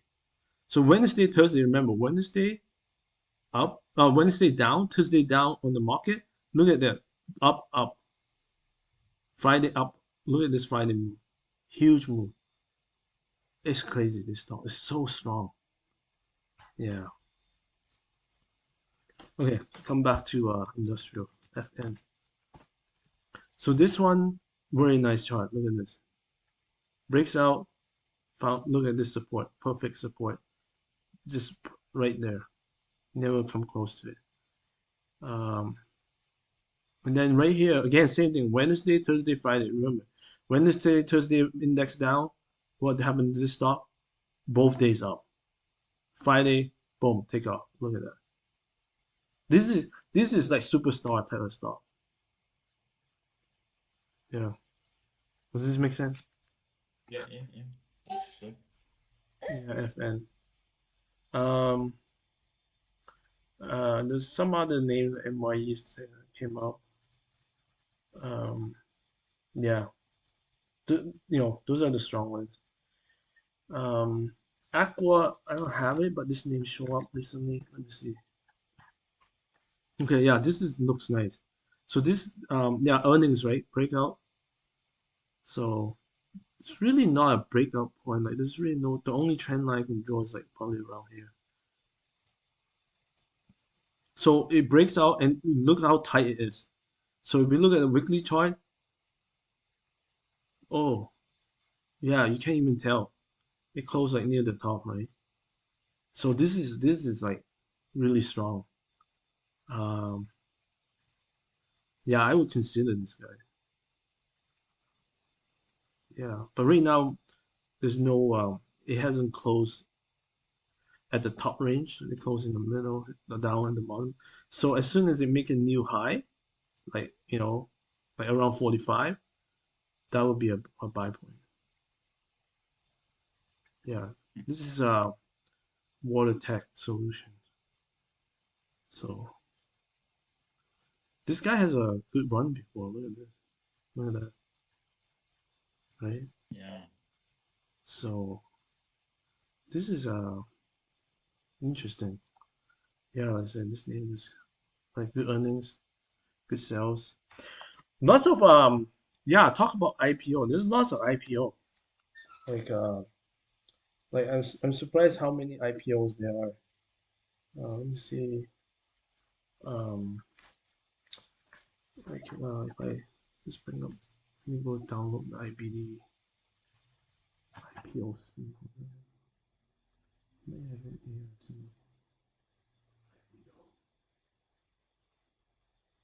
Not as in the newspaper. So yeah, I want to pay attention more to IPO. If this is the beginning of a bull market, man, the IPOs are going to be a rock star. Let's see what this is.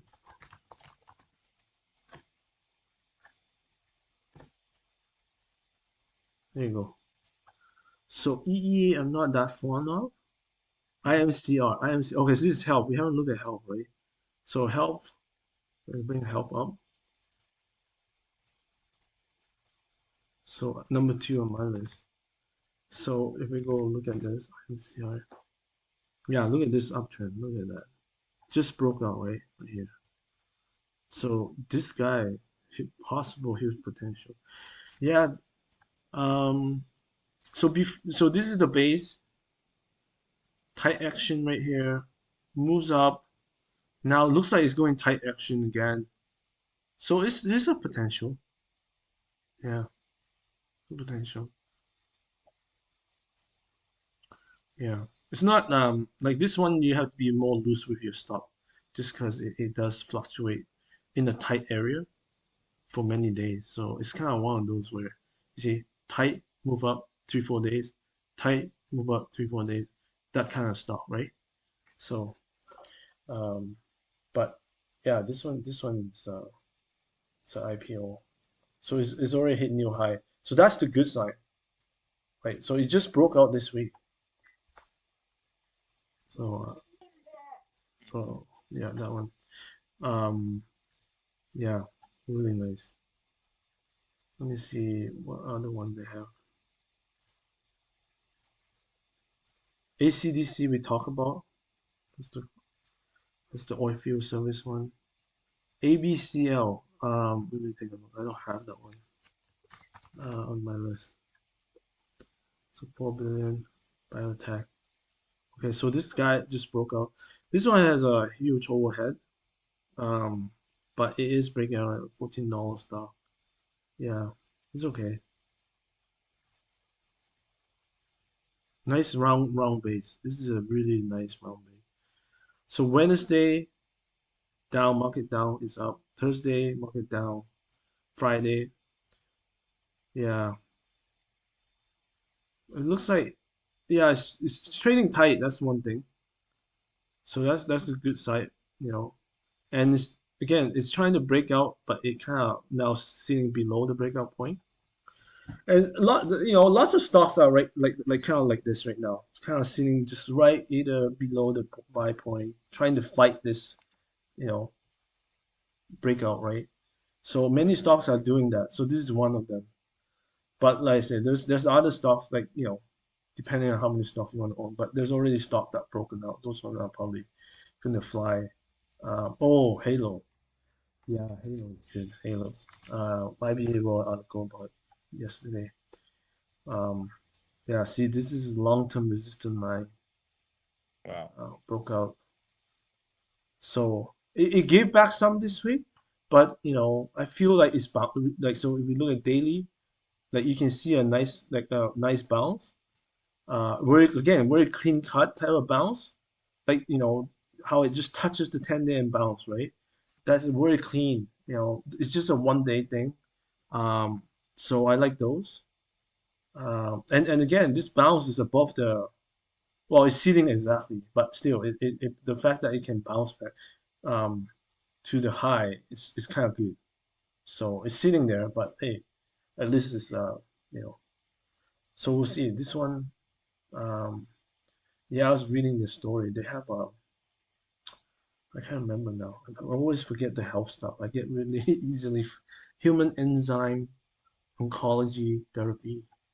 Yeah, they make like tools and stuff for a lot of the operations. Yeah. So hello. So like Gil, like like some of the big cap health is doing really well. Like this is one of them. Like very few left. A lot of them have fallen, but this one is still holding like really tight. Look at how tight Hmm. this is. Like I can't believe how tight. This is a big cap, right? 100 billion, right? So see how it breaks out, and look at this. Every week it just move up. Like of course it doesn't price wise it doesn't move like it as much. So from here to here is 20%, right? So it's like move 13% right here. But it's just a very nice, easy stock to hold, to get that 20% gain. It seems like easy to hold. Um, so some stocks, they can get to 20%, but it probably might shaking you out how it depends on. CPRX, I just stopped out of this recently, but I think it's coming back.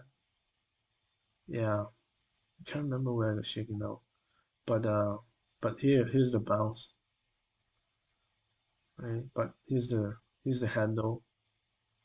So a lot of stocks are kind of doing a handle thing. So very interesting. So they're near the, like, this is exactly it. This is near the high, building a sideways action right now. But they're not falling apart. Like they're not like falling below 10, stuff like that, right? They're all like riding this thing. Like, even though we talk about Celsius, same thing. But the only difference is Celsius, like I said, it's like in the middle, right? Whereas all these stocks are near the high. That's the difference. So that's the difference, yeah. But let me go back to that list again. Let's see what else there is. Harmony, I guess, shaking out many times, but it's a good stock. Global Mobile Eye. This one, yeah, I don't usually buy IPO, but this one, it didn't satisfy my fundamental criteria, so that's why I'm not. It's not on my list. But it is a nice technical shape. Like if you go look at MPLY. Oops. But the fundamental is still negative earnings, so I don't want to buy it. So yeah, you break out right here, a really small base, and then it's kind of fallen back, right? So that's the thing. Like this is $20 stock, it will move really fast. Yeah. So those are the IPO stuff. Let me look at my notes. You have any other things you want to talk about? No, I think I'm good. Yeah. So let's recap and see if any of my notes are missing anything. So overall, yeah, I don't think I highlight this enough. Let me go back to Dow first. Okay, so we see Wednesday, Thursday, down days, right? Look at this volume. It's like dry up. Look at that, right? And let's look at Nasdaq. Yeah, look at this. Look at this volume. It's just like slanting down. Not only is it low, it's slanting down, which is also not like that's like what they call a dry out action, right? It's like slide. Yeah. Well, that's perfect, right? Now Friday, the problem is Friday we want to see an update, but like I said, Friday wasn't as strong as I hoped it would be. But let's for me, I just kind of look at Friday as a uh, holiday. I look at Wednesday, Thursday, not much selling in terms of volume. Let's see how next week goes, right? Um, so that's what's happening, and the other thing, like we also talk about, is like especially Nasdaq went up 8%, and then 3% on Monday, something like that. Like for it to fall a little bit, that's good. Dow is holding above 10, 12. Like so, Dow. Like again, let's go back to Dow. This is important. I think a lot of people don't talk about this. So not only has it broken out of this long high upper channel line, but look at where it bounced here too, right? Right at the 10-day, and also right above this upper channel. So now it has found support once, twice now, right? So like I say, I expect it to go higher here now. So that's kind of what I'm expecting. If that doesn't happen, then yeah, then we need to do risk management. SP 500 200-day market price for 5% Fed fund rate. Thursday, Fed Bullard throws a 5 to 7% Fed fund rate. It really bring the market down. So far the market pullback considered normal. Major index taking a necessary breather to consolidate recent gains.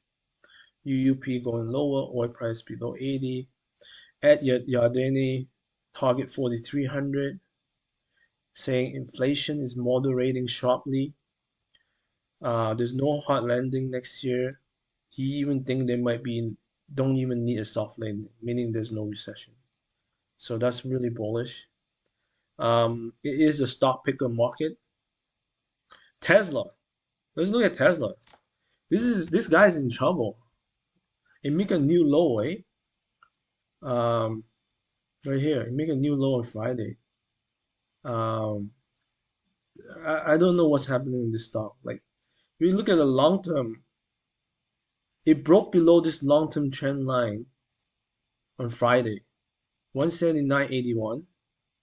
It went as low as 176, so it broke it. That's really bad, right? Um, that's a long term trend line, and I don't know. This is starting to look bad now. But because it has fallen so hard 3 weeks, I don't know. I might see a bounce here. I don't know. But it's just something is so broken on this stock. Anyhow, just want to mention that. Um, yeah, that's pretty much it. Um, I think as far as crypto go, I feel like there was a lot of talk how this week the media, especially like the front page, are really significant in terms of saying how crypto has not only crashed, but like kind of like the fall of crypto, saying like it's kind of like this is the end of crypto. And usually when they hit the media news, like major media news outlet like that, it's usually the bottom, right? Uh, for example, the last time was like oil. Remember when oil hit 31 during the pandemic? Negative 31. Like that was like news everywhere, right? And that was the bottom for oil, you Yeah. know. So, it's always repeat itself. Like even the most recent one, the US dollar, right? Same thing. It was on one of the front page and David Ryan brought it out. It's like front page, US dollar is so strong, in like so many years or whatever. uh, and boom, that was the top. So every time those news hit the front page media on major outlets, that's when like that could be the bottom. Now it doesn't mean they're gonna go back up fast. It just means it probably near the bottom, right? So um, it hasn't done much. Like I said, there's still lots of news right around it. So I don't know. I think I feel like it probably bottomed in the sense that it might not drop too much more. Um, and so to me, it's a good time to average, right? Like for long term. Um, I haven't watched it because Jim Ropel, he has a meeting show on YouTube. You can search for it. Um, talking about that. So I haven't listened to it yet. So I will probably tomorrow. Yeah, to see what he says about crypto. But he's always bullish. So so uh, yeah. What was I gonna look for again? Oh yeah, the coin stuff. So I just want to see where market is right now. I know it didn't go anywhere yesterday. Oh yeah, still 16,000. Ethereum 1200. But this one came back up a little bit. Yeah. Yeah. So it hasn't moved much. It's kind of like stable right now, which is kind of probably what will happen for the. I don't know. So what the other concept? I'll just talk about this quickly because I don't really understand it. Maybe you know, but everyone's talking about tax loss selling, Yeah. and saying that there could be more selling basically till the end of the year, and you know um, including crypto, right? So people want to sell all the losers kind of thing. That's my guess. I don't know. Yeah. Um, so that they can take, Yeah, that's what I understand. Yeah. yeah, so they can report that as a tax loss. So ARK Fund, you can see it fell really hard this week. Um, after one big good week. So I don't know. It's hard to say.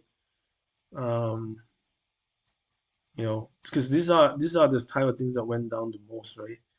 Um, what was the other one? Yeah.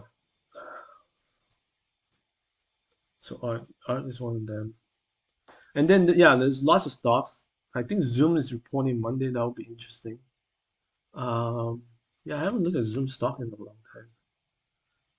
Yeah, it's not really moving much either.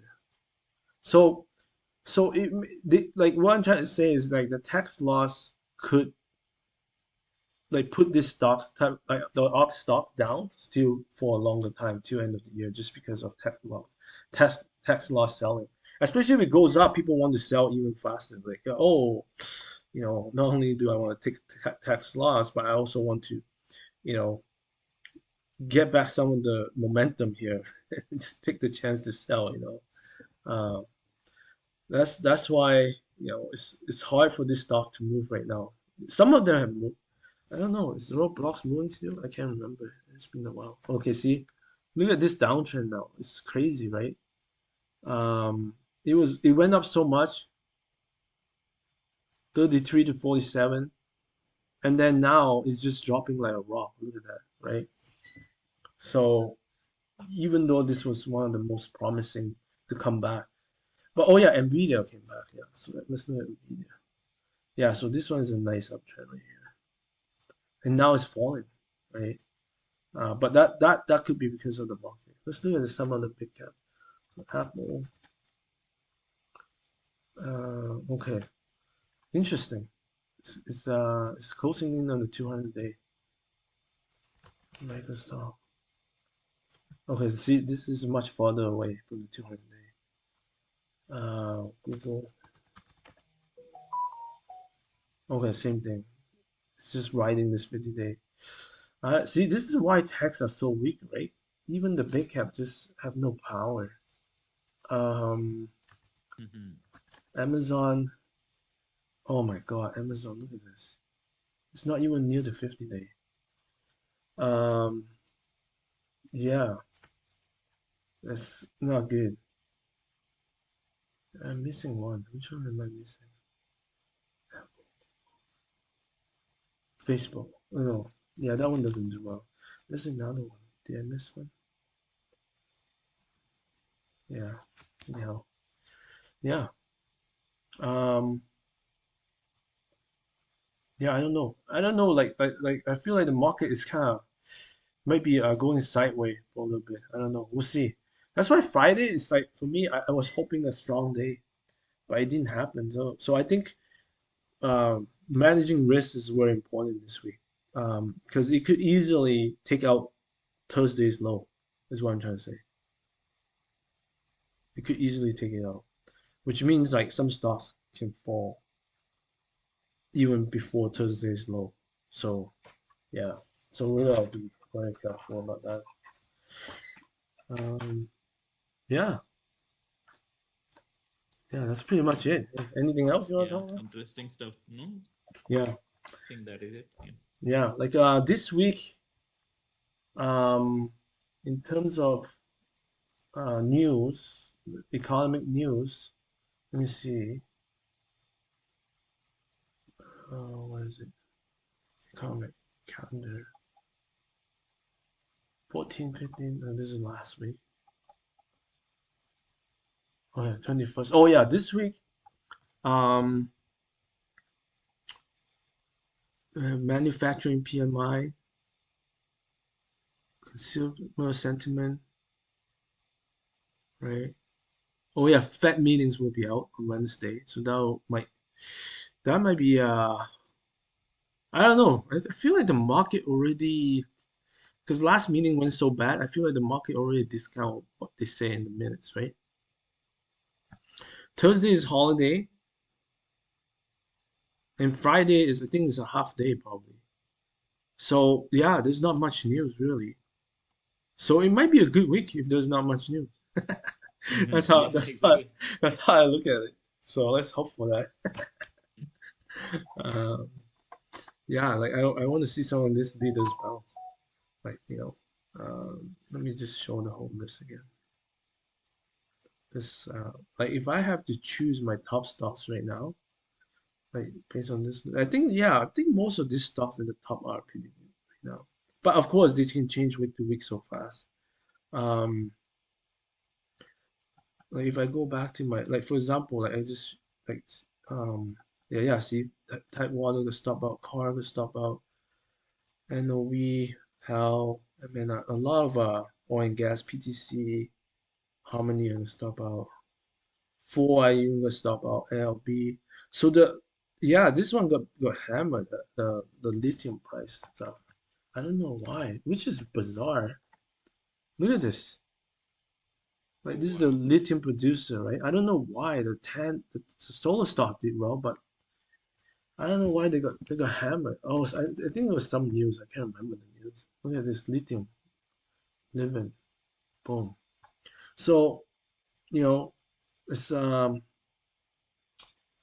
yeah, like PSX, that's oil and gas. DXCM is a health stock. Um, yeah. So and then all the blue ones are the ones I added positions or new position. So Mm-hmm. yeah, but yeah, some of this is the ones that with you can easily filter out. You can see all the ones triangles are the ones that are kind of showing strength right now. Um, yeah. So yeah, we'll see. Like I hope the market can rally this week. And then it'll be holiday, Thanksgiving, Black Friday, and then next week will be so that's this week, and then next week will be unemployment report. So it's really fast now, right? So that's Mm-hmm. why there's not many trading sessions until the unemployment report, like 8 more sessions. Um, so I feel like that will move the market. That will be the next big move. So I feel like this week might be a very slower week this week, um, which is good. Again, I think the market right now is digesting some of the recent gains, but I think some of the leaders are gonna keep taking off. Um, so that's my guess, right? Some of this that I highlighted. So that's kind of what's gonna happen, I hope. And we already make a test on Wednesday and Thursday for most stocks. So um, yeah, I still like but again, I think Thursday low is the risk management thing we have to be careful. That's kind of like the low. If it break that low and it didn't make new high, like it's one of those two, right? Either you're gonna go make new high or it's gonna break to new low. It's one of those two. Mm-hmm. That's where I would probably manage my risk there. And it could go either way. I don't know. But I feel like if it goes down, it's gonna be bad.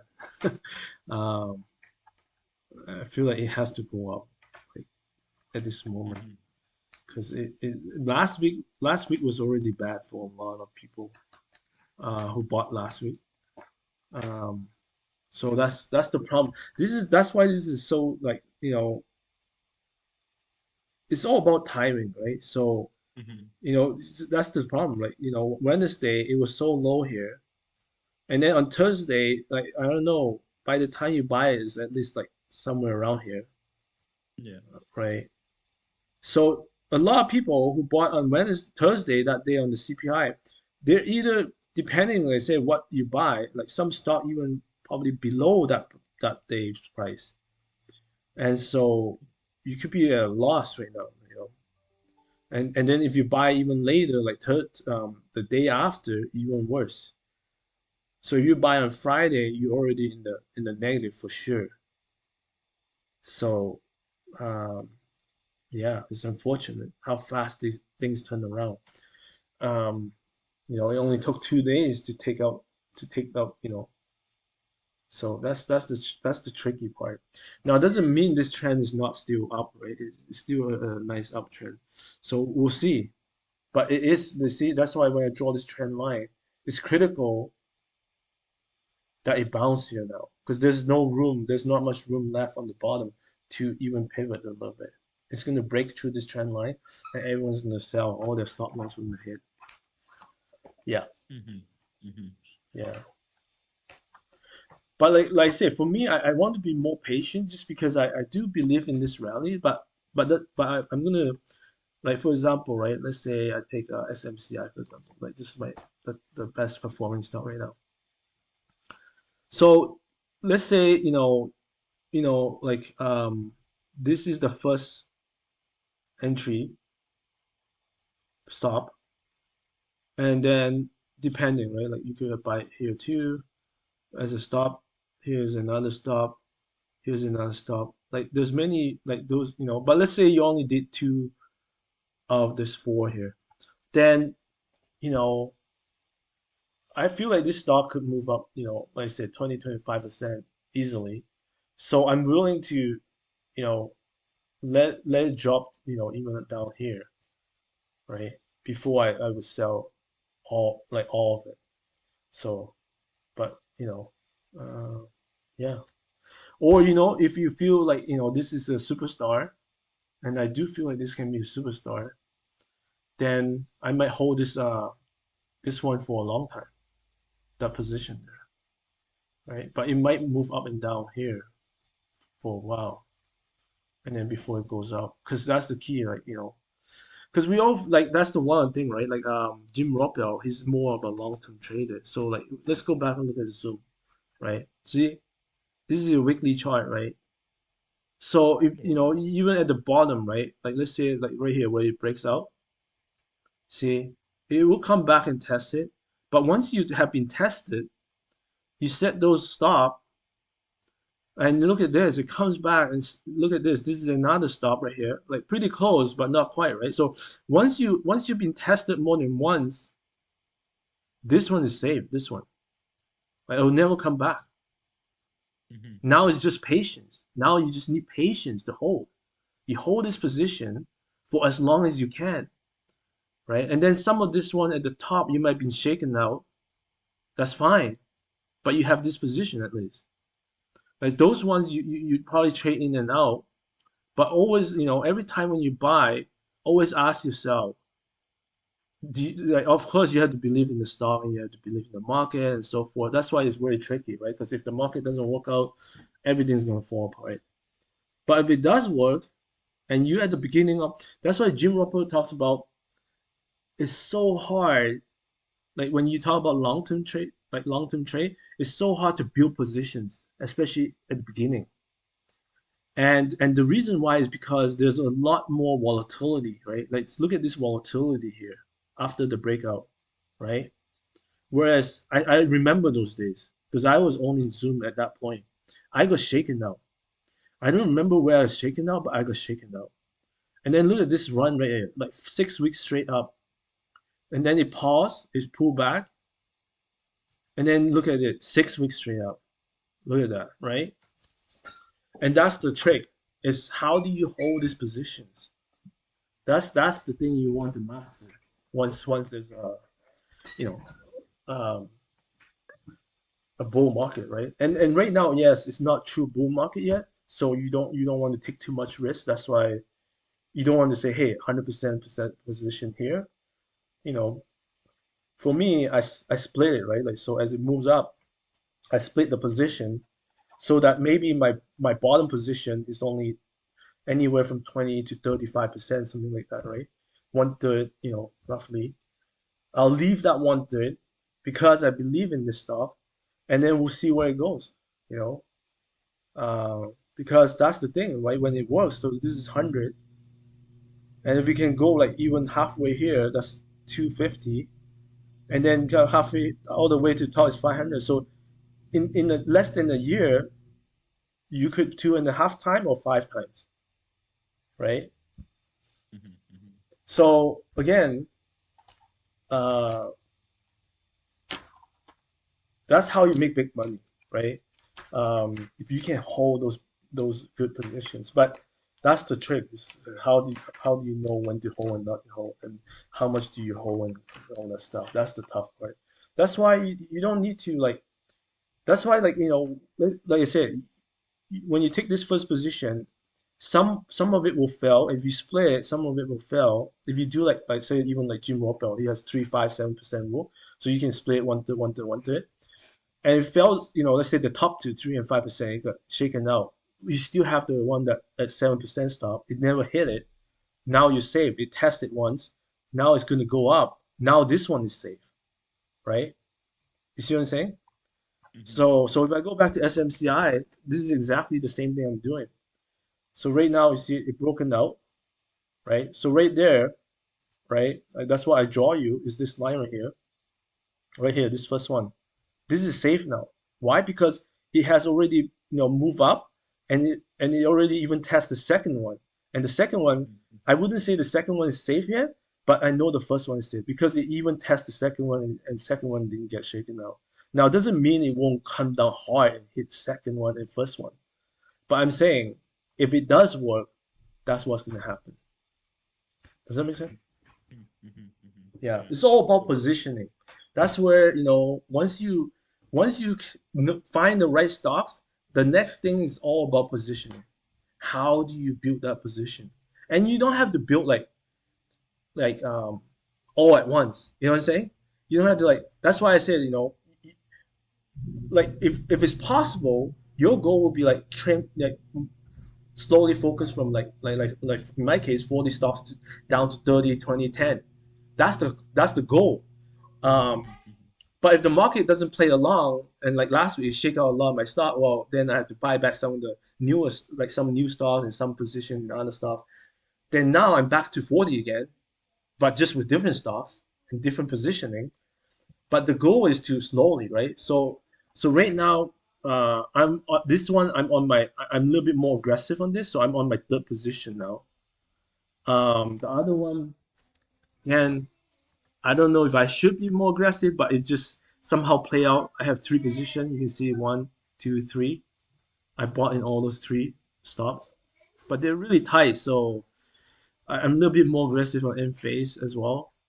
Just because I really, really like this space. I know it's not at the top, but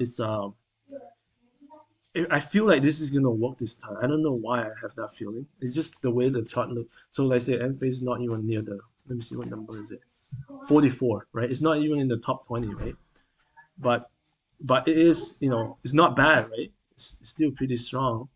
But I feel like when it moves, it's gonna move fast. Um, yeah. So those are my top two positions right now in terms of the size. But that's the thing. Your goal is to slowly build the positions, and it's hard to tell at the beginning which stock's gonna be the leader. And most time you won't know until like 2 months later, right? Um, that's the problem. It's gonna take time for, and then sometimes some leaders will come out at different time. And it does that all the time. So when you tell me about Celsius, I'm not saying it won't work. It's just who knows? Maybe all of a sudden some news come out tomorrow about Celsius, and boom, it jumped 15%. Right? It's possible, and then all of a sudden it now become at the top again. Right? So something has to happen though. Right now for the fundamentally for this stock to move is what I'm saying. But right now, and that's the thing, like it's hard to buy on news because you can't foresee those news. Yeah, yeah. But I would focus on other stocks right now more than this one. Again, I could be totally wrong, and it would just come up with some good news, and boom, this thing's gonna fly, right? But a lot of like I said, we keep talking about the stuff that people talk about all the time, like shortwave. Look at this; it's not going anywhere. Um, what else? Yeah, like even AZPN.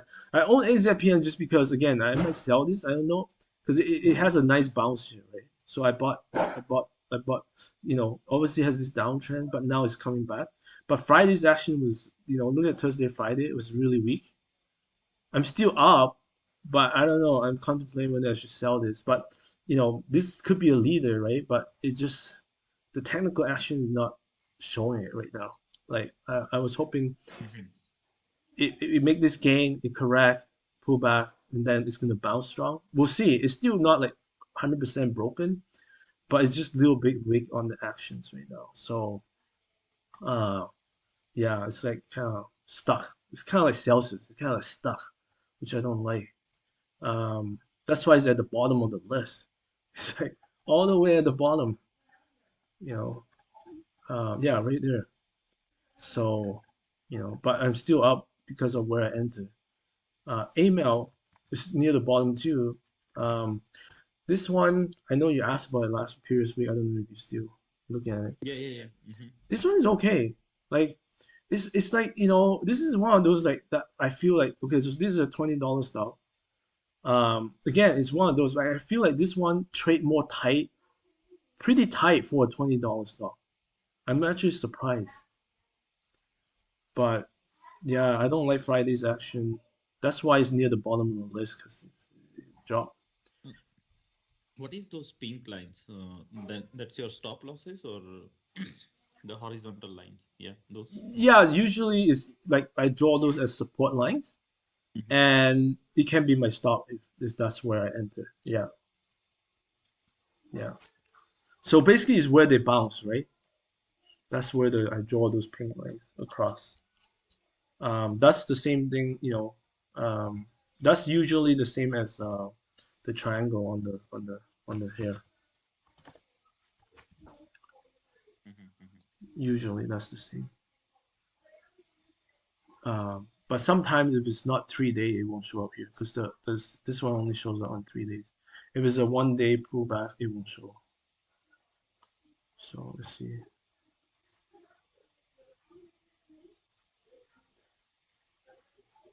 It's taking for a while. But yeah, see, like, we come back to risk management.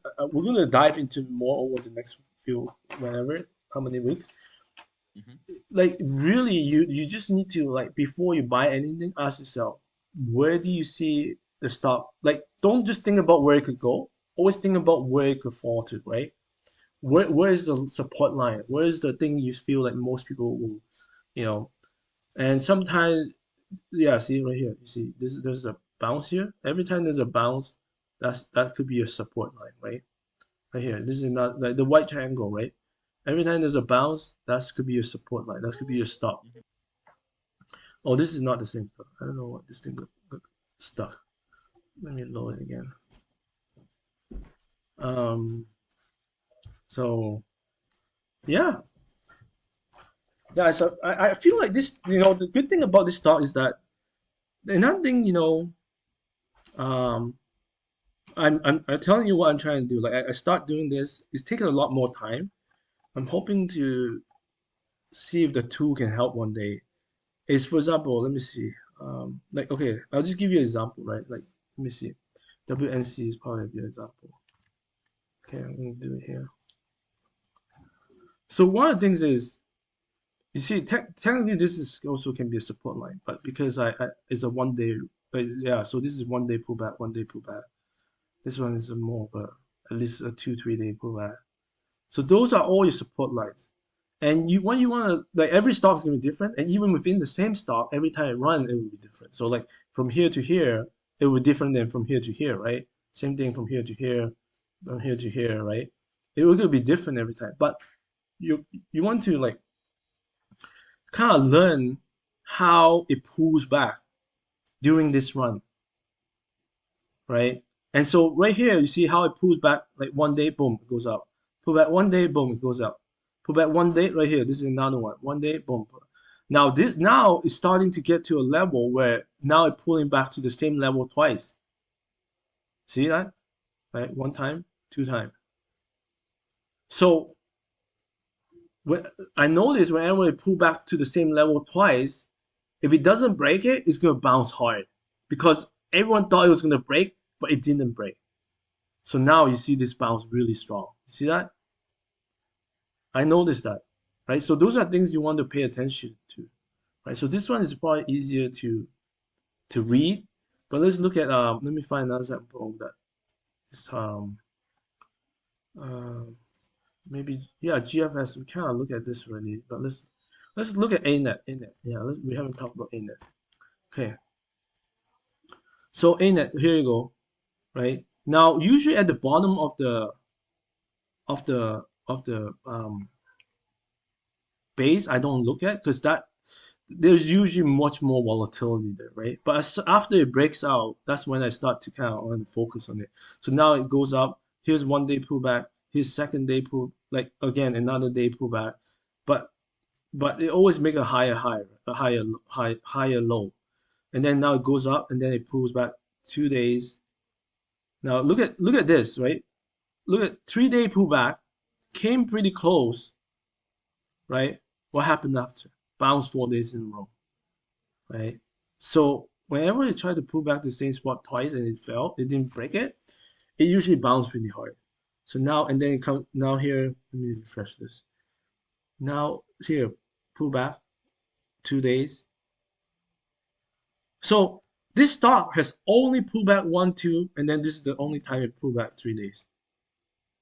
It's really important to recognize those pullbacks, how it pulled back.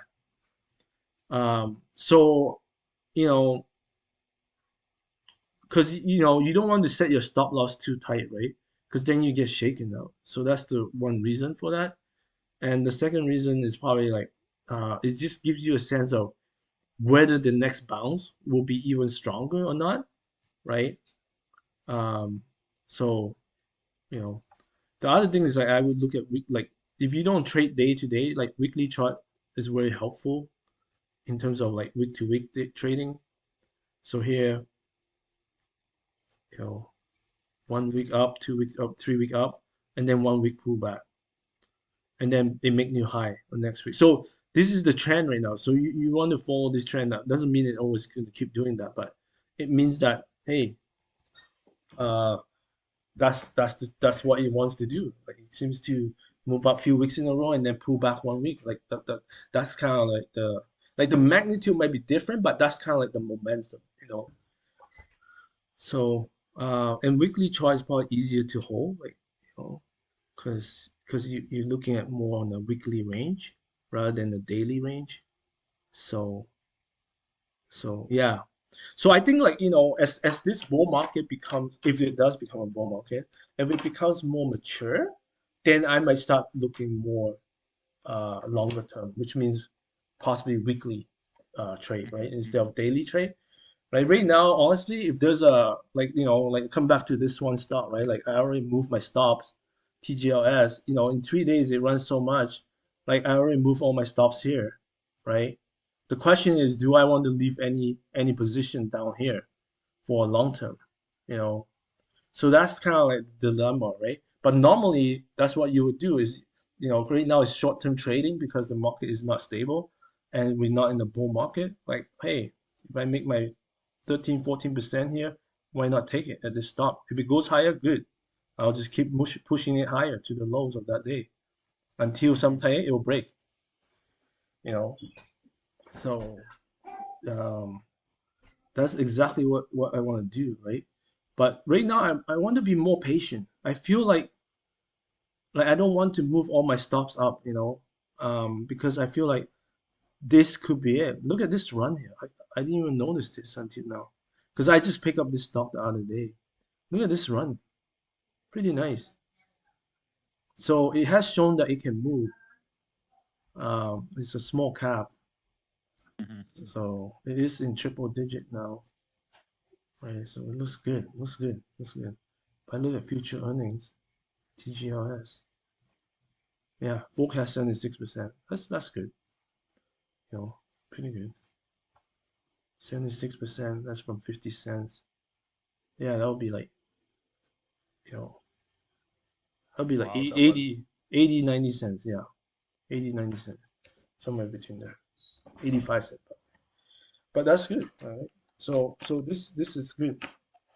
Um, and like that's another thing. Always study the history, right? Like this stock has the potential to move big. That's what it did here. So, and this is a long base. Like holy cow, this is a long base. The longer the base it breaks out, the stronger the breakout usually is. And this is exactly what's happening. Once it breaks out, it's like super strong. That's what happened. Okay. Um, yeah, well, like so like Merck. Yeah, we didn't talk about Merck, but just like Gil, right? It's like like there's something fundamental going on with this stocks. They're just moving like these are big caps, 264 bill, right? It just broke out and like moving so strong. It's crazy. No, this one's at new high. Yeah, Merck is at new high. That's why like if you don't want to play stocks, you can play 10, right? So this is 10. I feel like, look at this. This trend line is huge. Like it's almost ready to break out. If it breaks out, holy cow, it's gonna be huge. Look at this one right here, right? If this breaks out, solo stock gonna fly like crazy. Like you can just play this ETF. So that's number one. Number two is uh, I don't know which one's number one, number two, number three, but I just know Jimbo Pelfo these three. So this one, and then we just talk about how IBB, right? Biotech. So this one, now this is in a downtrend, but now we have kind of built a base now and break to new high. See, once we break to new high, we know this is on the uptrend now. The chances are very high. This is on the uptrend now. So same thing. So you see, it's funny because like I didn't even look at the longer term trend, right? But now that we look at it, these are the top sectors right now, top industry group. And so 10 is near a long term trend breaking out. IBB, which just broke out, it didn't break out strong, but it breaks out. You know, it's just stuck right there. uh, it's interesting. But the uptrend is there, right? The uptrend is there. So that's why it's very important that this Monday, Tuesday, it's got to move. It can't sit there. If it sits there, it's gonna break through this line. So that's why I say Monday, Tuesday, very critical how it moves. So IBB is the second one that can move big. And then the third one is SMH, right? Those three sectors are all growth sectors. So if they can move, then this have a high chance. So this one already broken out right here. Again, it fell back. Now it's stuck in limbo again. So all three are right at their trend line, right? It's funny how that's working. All three of them are at their trend line. Look at that, right? So yeah, and so these three groups are where most of the strongest stocks going to be.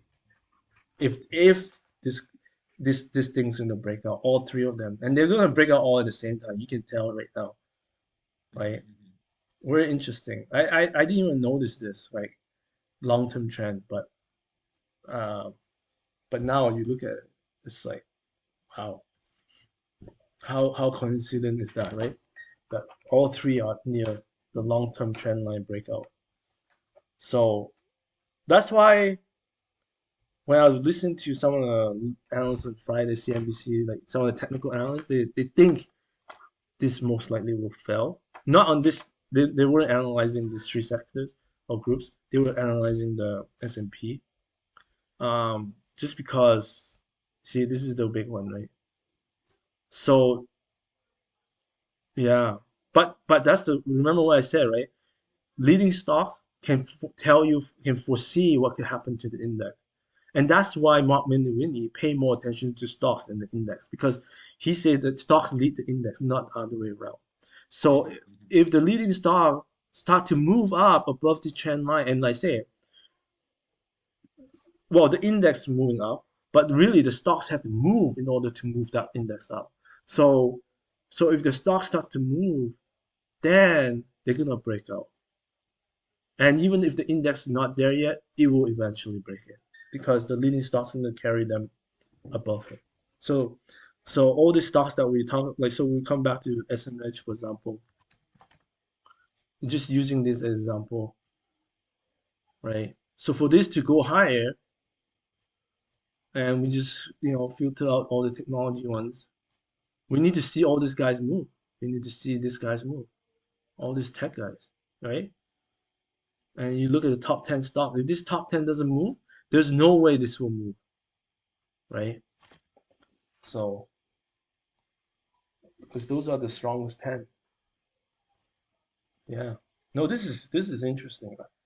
I knew it's critical where we at, but I didn't know how critical it is until now. That after we look at this, because those are the top three groups with the most growth stock perspective, and if those three doesn't move above this breakout, then I can see, uh, all the stocks will most likely be going down again. Going back down, and it's gonna be bad if it goes down. Um, there was there was a chart on Twitter. I didn't save it too bad. If I go to S&P, I don't have a Fibonacci line here, but if you draw a Fibonacci line, right? Basically, a Fibonacci line is like from high to low, and high to low. Okay. And this guy, I don't know if if he draw exactly right, but I assume it's right. It's from TradingView, the tool, and he said every single time it top for S&P, it top at 61% Fibonacci. Right here is 61% of this Fibonacci from high to low. From here is 61% of this Fibonacci high to low, and here is exactly 61% from Fibonacci high to low. So basically, he's saying this is the top. Now, of course, he's right. Let's just say the numbers are right, the tools are right. Of course, he's right. But here's the thing: just because it found resistance at all three levels doesn't mean it can't break above it this time, right? Yes, it found resistance, but we haven't broken down yet. Yes, if it broke down, it will look like this, okay? But we haven't broken down. So that's why, yes, that might seem bearish, that might seem intuitive, but we haven't broken down yet. That's why I need that confirmation. That's why I said this is the confirmation right here. Thursday low is the confirmation. We saw all this leading stock bounce off it. That is the confirmation, right? So here, this is Thursday right here. That's the confirmation. What was the other stuff? Like we saw a lot of stocks bounce that day on Thursday, and that's what I'm saying. You look at those stocks. If those stocks break below, right here, perfect. Thursday. If these stocks break below this is my stop. It breaks below. Hey, even if it hasn't hit any other stock, I'm gonna sell everything because this is the you know exactly what we were talking about that hey it's not working. You know it's not working because it's gonna fall back, and so that guy will become right again. He's like he's right. This is gonna fall back like you know, but he hasn't done that yet. So when that happens, until that happens, I'm gonna give the benefit of the doubt that this is gonna work. And I don't know. I just have a good feeling this time. Like I don't know. I just have a good feeling. Like based on what we've been talking about. There's too many bears still. Um, yeah, like they have improved. Less bears than a week ago, but there's still a lot of bears. Where's the? Let me go to index. Where is that? Sorry. Um, bearish sentiment. Yeah, he has dropped a lot, but it's that's you know 30. What's the number? 32 bear. Okay, bull. Okay, bull has climbed up 38%. So he has climbed up more than the bears. 38% bear bull, 32% bear. So if you look at this one, oh, this doesn't work. Why? That's weird. Let me try another symbol here. Oh,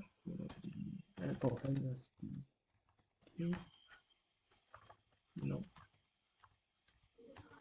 Oh, I don't know why it's not. Anyhow, look at the bond. So the bond is bouncing, right? Look, see, this is very interesting. The bond is bouncing, and it's stuck at this 50-day. So I think, but it's very tight. That's a good thing. Look at how tight it's trading. So it could bounce. So as soon as this bounce, bond goes up, yield goes down, market will be bullish. That's the key right there. Right. Yeah. There you go, man. So another yeah, I think this week was tough for a lot of people because like they didn't anticipate especially if you're into tech. A lot of tech pulled back a lot. Yeah, you know. Yeah. That's the you know it's the FOMO thing, right? If you feel missing out, you bought Monday, and then that was the top. So, Yeah. but that's the thing, like, that's why I feel like you have to do risk management all the time, right? That's the toughest thing to do. Most people don't do it. So we know, like I say, my risk management will be Thursday's low. Um, that's the best place for that low. Um, and yeah, so you can see my top stock TGLS right here, 13%, right? GFS number 2, WNC number 3. So it's not much gains, but hey, it's this kind of environment we are in, right? It's tough to make money right now. It's not easy money, it's hard money. And that's the problem, right? That it's not easy at all.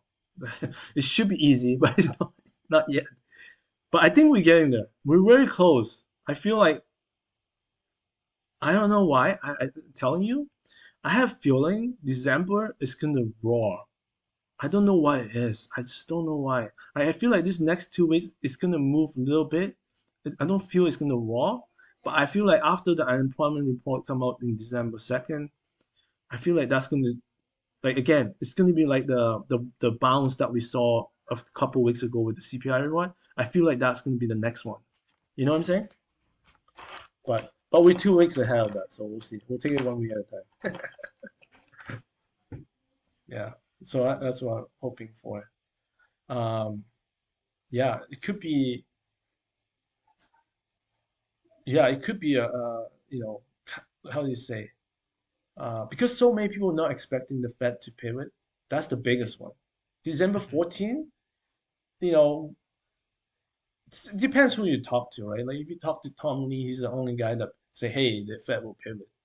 But like I say, some guy. So coming back to the inflation, that's probably the biggest thing will drive this market still. Market already priced in 5%, and right now, the as we saw from the CMC future, it shows that um what do you call? Sorry, CME. Um, CME. yeah, CME. Based on that, we see that what do you call? Um, yeah, let me just go back there quickly. Yeah, where did it go? I think I closed it. Oh, right here. Yeah, it won't hit 5% until May, right? 50, 50, and 25. So that's like, this is what the market expecting. Like this is, and if Fed follow um, this plan the market expecting, that means it's good for the stock market because the market already pricing this. You know what I'm saying? Yeah, yeah, yeah, yeah. Right? And it's because it's like, it's not like before it was like 75 and 50, boom, 125, 5%. Now it's even with this latest prediction, it's now postponed to May to hit 5%. So it could continue to happen. It might not, like I said, the best case scenario is December they come out raise 50 and say, hey, we're gonna stop now. Mhm. That's the best case scenario. Right? We know that's not gonna happen. They're gonna leave themselves some room. They're gonna say 50 and then again. That's why the market is pricing in February another 50 because that's what they're gonna say because that's 2 months later. So that's too long. They're gonna say, hey, even if they want to, they think of stopping, they probably won't say it. They'll just say, hey, we're gonna go 50 again in February, but that gives them an option to say, hey, we were not going to raise 50. Because it's much harder if they say they'll raise 50 and then they didn't raise it. It's like kind of the opposite, right? It's harder to Yeah. say you didn't want to raise it and then all of a sudden you raise it again. Then the market will get spooked again, right? So that's most likely what will happen. And to me, this is bullish. I can't think of any reason why that could be bearish. Um, Mhm. so that's why I said right now, I almost feel like the inflation numbers are not worrisome anymore. At least for me, I feel. What's more worrisome now is we just finished all the company earnings, right? And most of them are okay. Of course, we know the big techs suffer a little bit because the Yeah. earnings wasn't that good. But overall, the general market was okay, right? We didn't see like turbulence anywhere else, right? The big tech, yes, they did have some turbulence. So now we don't have the next quarter earnings until late January. Yeah. That's a long time. This market could rip by then. Is what I'm trying to say. For sure, if this was going to continue, this will pass that trend line we're talking about. Coming back to S&P, right? It will pass this trend line by then, right? So at Yardini 4,300, Tom Lee 4,400 by year end, right? So that's the target right now, which is possible. Look at that. It's not that far. They could be right. We'll see. That's that. And you know what? This one 43.25 right here. This might be very possible. And at that time, like I said, this might be December 14 when you read here. I think we will test this unemployment report right here around 4,100, and then we'll test 4,300. Assuming those reports are good, we'll just keep going up, and then 4,300 will be December 14, and that is the key level right there. Because once it passed, even though it passed this long-term trend at 4,100, the 4,300 I think is the big one, because that's again, it's the technical trend, right? Higher high. We need to see higher high to break this downtrend. Then people will believe. Like this is where people will believe this is a bull market. And that could happen December 14th. Which is good. Because from here to here, it's 7% run. More than 7%. 7 to 8% run. So even if it doesn't happen that day, like I don't know what will I do before that day. I'll see. If it does go up there, I don't know what I'm going to do with my stock. I'll probably put a very, very tight loss. But then, you know how it is. News come out, it could like drop 3% all of a sudden, right? But anyhow, but we'll see how much I can gain though, right? That's the key. If I'm holding a big gain, then by that time, then it's okay to take that risk, you know? So that's the game plan, man. It's really good, yeah. Yeah. Interesting.